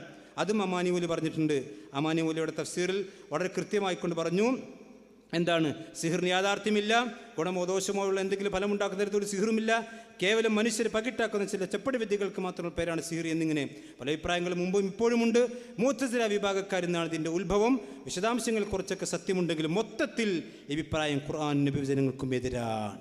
അഥവാ മർക്കസ് ദഅവൻ്റെ വാദം ഖുർആനും സുന്നത്തിനും എതിരാണ്. അഥവാ സിഹിറിന് ഫലമില്ല എന്ന വാദം മർക്കസ് ദഅവയുടെ വാദം മുഅ്തസിലിയാക്കളുടെ വാദമാണ്. അപ്പോൾ മുഅ്തസിലിയാക്കൾക്ക് എന്താ കുഴപ്പം? ഒരു കുഴപ്പമില്ല. പരലോകത്ത് വന്നാൽ അള്ളാഹിനെ കാണൂല എന്ന ടീമാണ് മുഅ്തസിലിയാക്കൾ. കുഴപ്പമുണ്ടോ? അള്ളാഹു നമുക്കെല്ലാം തൗഫീഖ് ചെയ്യുമാറാവട്ടെ. റബ്ബിനെ നേരിട്ട് കണ്ടുമുട്ടാൻ അള്ളാഹു നമ്മെ എല്ലാം അനുഗ്രഹിക്കുമാറാവട്ടെ. മുഅ്തസിലിയാക്കൾ പറഞ്ഞെന്തറിയോ? സ്വർഗത്തിൽ കയറിയാലും പടച്ചോനെ കാണൂല. ആ ടീമാണ് സിഹിറിന് ഫലമില്ല എന്ന് പറഞ്ഞു. കൂടെ കൂടണമെങ്കിൽ കൂടെ കൂട്ടാൻ പറ്റിയ നല്ല ആൾക്കാർ. മുജാഹിദികൾ പറഞ്ഞിട്ടില്ല, ഒരു മുജാഹിദീൻ പ്രസ്ഥാനത്തിൽപ്പെട്ട പണ്ഡിതന്മാരും പറഞ്ഞിട്ടില്ല. പിന്നെ കണ്ണൂർ കൂടി പറഞ്ഞ് ഞാൻ അവസാനിപ്പിക്കാം. ഇവിടെ കാര്യമായി പറഞ്ഞെന്താ? കണ്ണൂർ പറഞ്ഞ് പേടിപ്പിക്കാൻ. ഞാൻ ചോദിക്കുന്നു മർക്കസ് ദഅവയിൽപ്പെട്ട പണ്ഡിതന്മാരുടെ നേതാക്കന്മാർ, നിങ്ങൾ അമാനി മൗലവി പറഞ്ഞ സൂറത്ത് യൂസുഫിൽ പറഞ്ഞ ആ വിശദീകരണം മുഴുവൻ വായിച്ച് കേൾപ്പിക്കുക. ഇവിടെ മുണുങ്ങിയിട്ടാ വായിച്ച്. പരപ്പരങ്ങാടിയിൽ അലിമദിനി അതുവരെ വായിച്ചിട്ട് പിന്നെ അങ്ങനെയൊക്കെ പറഞ്ഞിട്ടെന്നാണ് പോയി. ഇവിടെ വായിച്ചിട്ട് അങ്ങനെ അമാനി മൗലവി വേറൊക്കെ പറഞ്ഞിട്ടെന്ന് പറഞ്ഞാൽ പോയി. എന്താ നിങ്ങൾ അമാനി മൗലവിയുടെ തഫ്സീർ എന്താ മുഴുവൻ വായിച്ചു കൊടുത്താൽ നിങ്ങൾക്ക് എന്താ പേടിയുണ്ടോ? അത് ഞാൻ വായിച്ചു തരാം. ശരിക്കും എടത്തനാട്ടുകരെ മുജാഹിദുകൾ ശരിക്കും ശ്രദ്ധിച്ചു. സൗന്ദര്യവും അഥവാ അള്ളാഹുവിൻ്റെ ഖുർആൻ പറയും, യാക്കൂബ് നബി അലൈഹി സ്വലാത്തു വസ്സലാം പറയാണ് തൻ്റെ മക്കൾ യൂസുഫ് നബിൻ്റെ അടുത്തേക്ക് കയറിയപ്പോൾ 11 മക്കൾ കൂടി ഒന്നിച്ച് കയറിയപ്പോൾ, യാ ബനി ലാ തദ്ഖുലൂ യുബാവിവായത്, മക്കളങ്ങൾ എല്ലാവരും കൂടി ഒന്നിച്ചൊരു വാതിൽ കൂടെ കയറരുത്, വേറെ വാതിൽ കൂടെ കയറണം. അതെന്താ കാരണം? സൗന്ദര്യവും പ്രതാപവും മുറ്റി നിൽക്കുന്നൊരു സംഘം ആളുകൾ, അതും ഒരേ പിതാവിൻ്റെ മക്കൾ ഒരേ വഴിക്ക് പ്രവേശിക്കുമ്പോൾ അത് കണ്ണേറ്, കരിങ്കണ്ണ്. ഇവിടെ പ്രസംഗിച്ചാൽ പറഞ്ഞതരോ ഐൻ എന്ന് പറഞ്ഞാൽ അത് പ്രത്യേകതരം കണ്ണാണ്. അമാനി പോലും പ്രത്യേകത ഒന്നും പറഞ്ഞിട്ടില്ല. ഇപ്പം ഐൻ എന്ന് പറഞ്ഞാൽ കണ്ണ്, ഐൻ എന്ന് പറഞ്ഞാൽ ഇപ്പോൾ അലിഫ്ലാം ഉണ്ടായ പ്രത്യേകതരം, അൻഫ് എന്ന് പറഞ്ഞ മൂക്ക്, അൻഫ് എന്ന് പറഞ്ഞാൽ പ്രത്യേകതരം മൂക്ക്. പ്രത്യേകതരം മൂക്കാണ്. എല്ലാ മനുഷ്യന്മാരുടെ മൂക്ക് തന്നെയല്ലേ. ആ മൂക്കിന് എന്തെങ്കിലും വൈകല്യം ഉണ്ടെങ്കിൽ മൂക്ക് വെച്ച് പിടിപ്പിച്ച മൂക്കാണെങ്കിൽ പറയാം പ്രത്യേക മൂക്ക്, പ്രത്യേക കണ്ണെന്നൊക്കെ പറയാം. ഈ മനുഷ്യന്മാരുടെ മൂക്കൊക്കെ ശരിക്കും മൂക്ക് തന്നെയല്ലേ. അൽ ഐനു ഹക്ക് എന്ന് പറഞ്ഞ നബി പറഞ്ഞ് സ്വീകരിക്കാൻ കഴിയണില്ല. അമാനിമൂലി പറയാണ് കണ്ണേറ്. ഇനി സംശയം വേണ്ട, കരിങ്കണ്ണ് ബാധിക്കുവാൻ കാരണമായേക്കും. അതിൽ നിന്ന് ഒഴിവാകുവാൻ വേണ്ടിയാണ് അത്. അഥവാ യാക്കൂബ് നബി തൻ്റെ മക്കൾക്ക് കണ്ണേറ് ഭയപ്പെട്ടു. ഇവിടെ പ്രശ്നിച്ചെന്താ? ഇപ്പം ചില ആളുകൾ തൻ്റെ മക്കൾക്ക് കണ്ണേറ് ഭയപ്പെടുകയാണ്. അത് വിസ്തം വന്നതിന് ശേഷം ഉണ്ടായതാണ്. അല്ല, യാക്കൂബ് നബിൻ്റെ പാരമ്പര്യമുണ്ട്. യാക്കൂബ് നബിക്ക് എവിടെ നിന്നാണ് കിട്ടിയത്? തൻ്റെ വല്യാപ്പയായ ഇബ്രാഹിം നബി നിന്ന് കിട്ടി. ഇബ്രാഹിം നബി അന്ധവിശ്വാസിയാണെങ്കിൽ ഞങ്ങളും അന്ധവിശ്വാസിയാണ്. അൽഹംദുലില്ലാ, അത് അന്ധവിശ്വാസിയല്ല. ഇബ്രാഹിം നബിയിൽ നിന്ന് കിട്ടിയതാണ് തൻ്റെ പേരക്കുട്ടി യാക്കൂബ് നബിക്ക്. ആ യാക്കൂബ് നബിയുടെ പാരമ്പര്യമാണ് റസൂലുള്ളാഹിക്ക്. ആ റസൂലുള്ളാഹിൻ്റെ ശിഷ്യനാണ് ഇബ്നു അബ്ബാസ്. അതുപോലെ തന്നെ Ibn Abbas, Muhammad bin Kaab, Mujahid, ലഹാഖ്, Qatada, സുദ്ദി മുതലായൊരു നിമിത്തം നിവേദനം ചെയ്യപ്പെട്ടിരിക്കുന്നു. ഖുർആൻ വ്യാഖ്യാതാക്കൾ പൊതുവെ സ്വീകരിച്ച് ഇതാകുന്നു. ഇത് വായിക്കാൻ ഇവിടെ പ്രസംഗിച്ച ആൾക്ക് ധൈര്യമില്ല. ഉപ്പരങ്ങനെ മുണങ്ങിപ്പോയി. ഖുർആൻ വ്യാഖ്യാതാക്കൾ അന്ധവിശ്വാസികളാണോ? അല്ലേ? നിങ്ങൾ ചിന്തിക്കുക സഹോദരന്മാരെ. Ibn Abbas അന്ധവിശ്വാസിയാണോ? അല്ലേ? യാക്കൂബ് നബി അന്ധവിശ്വാസിയാണോ? അല്ലേ? യാക്കൂബ് നബി എന്താണോ ഭയപ്പെട്ടത് അതന്നെ ഞങ്ങളും കണ്ണേറിൻ്റെ വിഷയത്തിൽ പറഞ്ഞിട്ടുള്ളൂ. അമാനിമൂലം എന്താണോ പറഞ്ഞത് അതന്നെ ഞങ്ങൾ പറഞ്ഞു. അതിനകത്ത് ചട്ടി പിന്നെ കമഴ്ത്തി വെക്കാമെന്നോ അല്ലെങ്കിൽ പഴയ കുപ്പായം എടുത്തിട്ട് അതിൻ്റെ മുന്നിൽ ഇങ്ങനെ ശീലയും കുപ്പിയും തിരികെ ചട്ടി കത്തിച്ചിട്ട് കരിങ്കണ്ണ നോക്കുന്ന കുത്തിയൊക്കെണെന്ന് ഒരു വിസ്തക്കാരും പ്രസംഗിച്ചിട്ടില്ല, പ്രസംഗിക്കാനും പാടില്ല. അത് തെറ്റാണ്. എന്നാൽ കണ്ണേറുമായി കൊണ്ട് ബന്ധപ്പെട്ട ഹദീസുകളുണ്ട്. അത് ഇമാം മുസ്ലിം ഉദ്ധരിച്ചിട്ടുണ്ട്. അതുപോലെ തന്നെ അത് കണ്ണേർ നിഷേധിക്കൽ മൂഢനാണെന്ന് അമാനി മൗലവി പറഞ്ഞിട്ടുണ്ട്. അപ്പോൾ കണ്ണേർ ബാധിച്ചവൻ എങ്ങനെ തിരിച്ചറിയാം? അത് റസൂലുള്ളാഹി സ്വല്ലല്ലാഹു അലൈഹി വസല്ലം ഹദീസ് വായിച്ച് നോക്കിയാൽ മതി. ഇപ്പോൾ സഹീഹ് മുസ്ലിമിന് ഹദീസുണ്ട്, സഹൽ ഇബ്നു ഹുനൈഫ റളിയല്ലാഹു ഹദീസുണ്ട്. ഞങ്ങൾ ചോദിക്കുന്നു, ബുഖാരിയിലും മുസ്ലിം ഉദ്ധരിച്ച ഹദീസ് നിങ്ങൾ സ്വീകാര്യമാണോ? ചോദിക്കണ വെറുതെയാണ്, തട്ടാണ്. നിങ്ങൾ കേട്ടോളൂ, കണ്ണേറുമായി കൊണ്ട് ബന്ധപ്പെട്ട് അവരുടെ ഒരു പ്രധാനപ്പെട്ട നേതാവിൻ്റെ പ്രസംഗം. അദൃശ്യമായ നിലയിൽ ഖൈറും ഷർറും ചെയ്യാൻ അള്ളാഹുവിനെ കഴിയൂ. ഒരു കണ്ണേറിനോ നാക്കേറിനോ മൂക്കേറിനോ കഴിയൂല.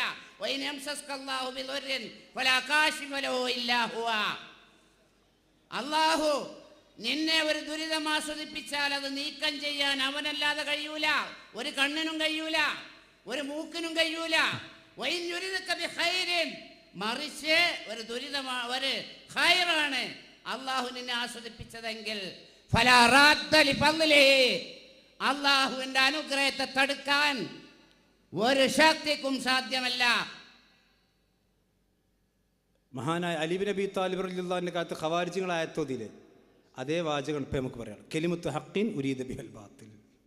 ആയത്ത് ശരിയാണ്, പക്ഷെ ഒരു പറഞ്ഞ അർത്ഥം തെറ്റാണ്. അങ്ങനെ ഒക്കെ ആണെങ്കിൽ അള്ളാഹു സുബ്ഹാനഹു വ തആല തന്നെ എല്ലാ ദ്രോഹവും നമ്മളെന്താ ഖദർ വിശ്വാസം, ഖൈറും ഷെറും അള്ളാഹിൻ്റെ അടുത്ത് നിന്നാണല്ലേ. ഇപ്പോൾ ഒരാൾ കത്തിയെടുത്ത് കുത്തി, ഈ ആയത്ത് ബാധകല്ലേ? അതിനകത്ത് കത്തിയെടുത്ത് കുത്തിയാൽ മരിക്കൂല എന്നാ ആലോചിച്ച് നോക്കി. വയ്യംസസ്കല്ലാഹു ബിദുർരിൻ ഫലാ കാശിഫ ഇല്ലാഹു. അതുകൊണ്ട് കത്തിയെടുത്ത് കുത്തിയാൽ മരിക്കൂല എന്നാണോ? ഒരു മനുഷ്യൻ്റെ കണ്ണ് അത് അസൂയ മൂലമുള്ള കണ്ണുണ്ടാവും, അല്ലാത്ത കണ്ണുണ്ടാവും. എന്നിട്ട് ഇവിടെ വ്യാഖ്യാനിച്ച് ഒപ്പിക്കാണ് അത് അസൂയ മൂലമുള്ള കണ്ണാണ്. അപ്പം അസൂയ മൂലമുള്ള കണ്ണിന് മറ്റു കണ്ണുകളിൽ നിന്ന് പ്രത്യേകത ഉണ്ട്, നിങ്ങൾ അംഗീകരിച്ചോ? സഹോദരന്മാർ, അതൊക്കെ ദുർവ്യാഖ്യാനമാണ്. ഞാൻ അവസാനിപ്പിക്കാൻ ഇങ്ങനെ തൗഹീദിൽ ഇനിയും ഒരുപാട് വിഷയങ്ങൾ പറയാൻ ഇൻഷാ അല്ലാഹ് ആവശ്യമുണ്ടെങ്കിൽ വീണ്ടും നമുക്ക് സംസാരിക്കാം. ഹദീസ് നിഷേധത്തിൻ്റെ ചില സാമ്പുകൾ മാത്രമേ പറഞ്ഞിട്ടുള്ളൂ. മലക്കിളിറങ്ങിയ വിഷയമുണ്ട്. അതുപോലെ തന്നെ ഖബർ ശിക്ഷയുമായി കൊണ്ട് ബന്ധപ്പെട്ട് അതുപോലെ ചന്ദ്രൻ പെടുന്ന സംഭവങ്ങളുണ്ട്. ഒരുപാട് ഖുർആനും സുന്നത്തിലും പറഞ്ഞ ഒരുപാട് സംഭവങ്ങൾ ഇനിയും നിഷേധിച്ചതിൻ്റെ ലിസ്റ്റ് വരാണ്ട്. ഹദീസ് നിഷേധം വളരെ ഗൗരവമാണ്. ഫല്യഹ്ദരില്ലദീന യുഖാലിഫൂന അൻ അംരി അൻ തുസീബഹും ഫിത്നത്തുൻ ഔ യുസീബഹും അദാബുൻ അലീം. ഹദീസുകൾ നിഷേധിച്ചാൽ അത് ഒരിക്കലും അള്ളാഹുവിൻ്റെ ദീൻ അത് അംഗീകരിക്കുന്നവരായി ദീൻ പൊളിക്കുന്നവരായിരിക്കും. തൗഹീദിൽ വ്യതിയാനം സംഭവിച്ചത് കൊണ്ടാണ് ഈ ഹദീസുകളൊക്കെ നിഷേധിക്കേണ്ടതെന്ന്. 2011 മുമ്പ് ഈ രൂപത്തിൽ മുജാഹിദീങ്ങൾക്ക് ഒരു ഹദീസും നിഷേധിക്കേണ്ടി വന്നിട്ടില്ല. കാരണം എന്തുകൊണ്ടാണ്? ഒരു തൗഹീദ് ഭദ്രാണ്. നിങ്ങൾ തൗഹീദിൻ്റെ മർമ്മത്തിനാണ് കട്ടിവെച്ചപ്പം ഈ ഹദീസുകളൊക്കെ പൊട്ടിയ മാലകളെപ്പോലെ ഒന്നൊന്നായി ഇങ്ങനെ വികർ. അവസാനം പ്രസിഡന്റ് ഷബാബ് ലേഖനം എഴുതി. ആ ലേഖനത്തിൽ ഒരുപാട് ഹദീസുകൾ നിഷേധിച്ചു. അവസാനം ഉള്ളിൽ തന്നെ കുത്തുകിട്ടി. അവസാനം അദ്ദേഹത്തിന് രാജി വെച്ചു എന്ന് പറയാൻ പറ്റാത്ത രാജിവെക്കുന്ന അവസ്ഥയിലേക്ക് എത്തി. സഹോദരന്മാർ, അപകടമാണ്. അതുകൊണ്ട് സംസാരം വൈകാരികമായിട്ടൊന്ന് ശ്രമിക്കുക. അള്ളാഹുവിൻ്റെ ദീനുള്ള ഗൈറത്ത് മാത്രമേ ഉള്ളൂ. ആരോടും വിരോധവും വെറുപ്പൊന്നുമില്ല. നിങ്ങൾ ഹക്ക് മനസ്സിലാക്കണം. ഇവിടെ ആർക്കും തൗഹീദ് തെറ്റിയിട്ടില്ല. വിശുദ്ധ വിഭാഗത്തിൽപ്പെട്ട ആളുകൾ ആരും ജിന്നോട് പ്രാർത്ഥിക്കാനും പോയിട്ടില്ല. തൗഹീദ് തെറ്റിയത് മർക്കസ്ദാർക്കും സീരിറ്റ് അവർക്കും. അതുകൊണ്ടാണ് അവർക്ക് ഹദീത്തുകളെ തള്ളാൻ കഴിയാത്തത്, മുൻഗാമികളെ തള്ളാൻ കഴിയാത്തത്. ഞാൻ ഒറ്റ ക്ലിപ്പ് കൂടി മാത്രം കേൾപ്പിക്കുക. ഇതേ അവസ്ഥ തന്നെയാണ് സീരിറ്റ് അവർക്കാർക്കും വരാനുള്ളത്. ഇതൊക്കെ അവർ നിഷേധിക്കേണ്ടി വരും. നിഷേധിച്ച് തുടങ്ങി. ഇപ്പം മഹാനായ KM മൗലവി റഹ്മത്തുള്ളാഹി അലൈഹി സംബന്ധിച്ച് പറയുന്നൊരു വാചകം അതുകൂടി കേട്ടോളി. ഇഷ്ടത്തിൻ്റെ ആൾക്കാർ ഈ കാര്യകാരണ ബന്ധങ്ങളെ സൃഷ്ടിയുടെ കാര്യകാരണ ബന്ധം എന്നാക്കിയിട്ട് നമ്മുടെ മുമ്പുള്ള പണ്ഡിതന്മാരെ പാവങ്ങൾ നേരെ വാ ഇങ്ങനെ ജിന്നുവാദം വരുന്നൊന്നും അവർക്കറിയില്ല. അവർ മനുഷ്യൻ്റെ കാര്യകാരണ ബന്ധം എന്നതിന് പകരം ആരെങ്കിലും പണ്ഡിതന്മാർ സൃഷ്ടിയുടെ എന്ന് എഴുതി പോയിട്ടുണ്ടാവാം, പറഞ്ഞു പോയിട്ടുണ്ടാവാം. ഖുറാഫികൾ കാണിക്കാറില്ലേ? അൽ മുർഷിദിൽ നബിദിനെ ആഘോഷിക്കണമെന്ന് മുജാഹിദ് നേതാവ് പറഞ്ഞു എന്ന്. ഞെട്ടേണ്ട കാര്യമില്ല. അൽ മുർഷിദിൽ ഉണ്ടാവും, പഴയ അൽമനാറിലും വന്നിട്ടുണ്ടാവും. ഞെട്ടണെന്തിന്? അവരൊക്കെ മുസ്ലിയാക്കന്മാരല്ലായിരുന്നു. അനസ് മൗലവി മുസ്ലിയാരല്ലായിരുന്നു. അനസ് മൗലവി മുസ്ലിയാരാണ്, KM മൗലവി മുസ്ലിയാരാണ്. അങ്ങനെയുണ്ട്. സൃഷ്ടികളുടെ പ്രാർത്ഥന നിർവചനത്തിൽ ഇതന്നെയാണ് പണ്ട് മർക്കസ്ദാർക്കാരും പറഞ്ഞത്. AP വിഭാഗത്ത് AP അബ്ദുൽ ഖാദർ മൗലവിയുടെ KNMനെ സംബന്ധിച്ച് നിങ്ങൾ സൃഷ്ടികളുടെ കഴിവ് മാറ്റിത്തിരുത്തി, മനുഷ്യ കഴിവ് എന്നൊരു സൃഷ്ടി കഴിവാക്കി. ഇപ്പോൾ ഉപരി പറയാണ് ഞെട്ടണ്ട, അവരൊക്കെ മുസ്ലിയാക്കന്മാരല്ലേ. പൊന്നു സഹോദരന്മാരെ, അടുത്തനാട്ടിലെ KNമാർ ചിന്തിച്ചു, നിങ്ങൾ ഇന്ന് പോയിട്ട് അമാനി മൗലവിൻ്റെ തഫ്സീർ എടുക്കുക. അമാനി മൗലവി മുസ്ലിയാരാണോ? മുസ്ലിയാരെ തഫ്സീറാണോ KNM പ്രസിദ്ധീകരിച്ചിട്ടുള്ളത്? KM മൗലവി മുസ്ലിയാരാണോ? അമാനി മൗലവിയുടെ തഫ്സീറിൽ ഫാത്തിഹയുടെ വിശദീകരണം, ഇയ്യാക നഅ്ബുദുവിന്റെ വിശദീകരണത്തിൽ സൃഷ്ടികളുടെ കഴിവിൽപ്പെടാത്തതും അദൃശ്യമാർഗത്തിലൂടെ അള്ളാഹുവിൽ മാത്രം ലഭിക്കേണ്ടതുമായ കാര്യങ്ങൾ അവിടെ മാത്രമേ സഹായം തേടാമെന്ന് സംശയമില്ല. സൃഷ്ടികളുടെ കഴിവ് നേടിയിട്ടുണ്ട്. അപ്പോൾ ഇത് നിങ്ങളും ആ പാതയിലേക്കാണ് പോണത്. അപ്പോൾ നിങ്ങളുടെ തൗഹീദ് ഇപ്പോൾ തെറ്റിയിട്ടുണ്ട്. ഇന്നല്ലെങ്കിൽ നാളെ ഞാനിവിടെ കാണിച്ച എല്ലാ പരിണിത ഫലവും നിങ്ങൾക്കും വന്നെത്തും. അതുകൊണ്ട് തൗഹീദ് രണ്ട് കൂട്ടരും തിരുത്തണം. ശരിയായ ആദർശത്തെ നിങ്ങൾ തിരിച്ചു വരണം എന്ന നസീഹത്തോട് മാത്രം ഓർമ്മപ്പെടുത്തി അവസാനിപ്പിക്കുന്നു. അള്ളാഹുവിൻ്റെ ദീൻ കൃത്യമായി പഠിക്കാനും മനസ്സിലാക്കാനും നമ്മെ എല്ലാം അനുഗ്രഹിക്കുമാറാവട്ടെ. ഖൗലി ഹാദാ അസ്തഗ്ഫിറുല്ലാഹി ലി വലക്കും വലിസാഇരിൽ മുസ്ലിമീൻ ഫസ്തഗ്ഫിറൂഹു ഇന്നഹു ഗഫൂറുർ റഹീം. അസ്സലാമു അലൈക്കും വറഹ്മത്തുള്ളാഹി.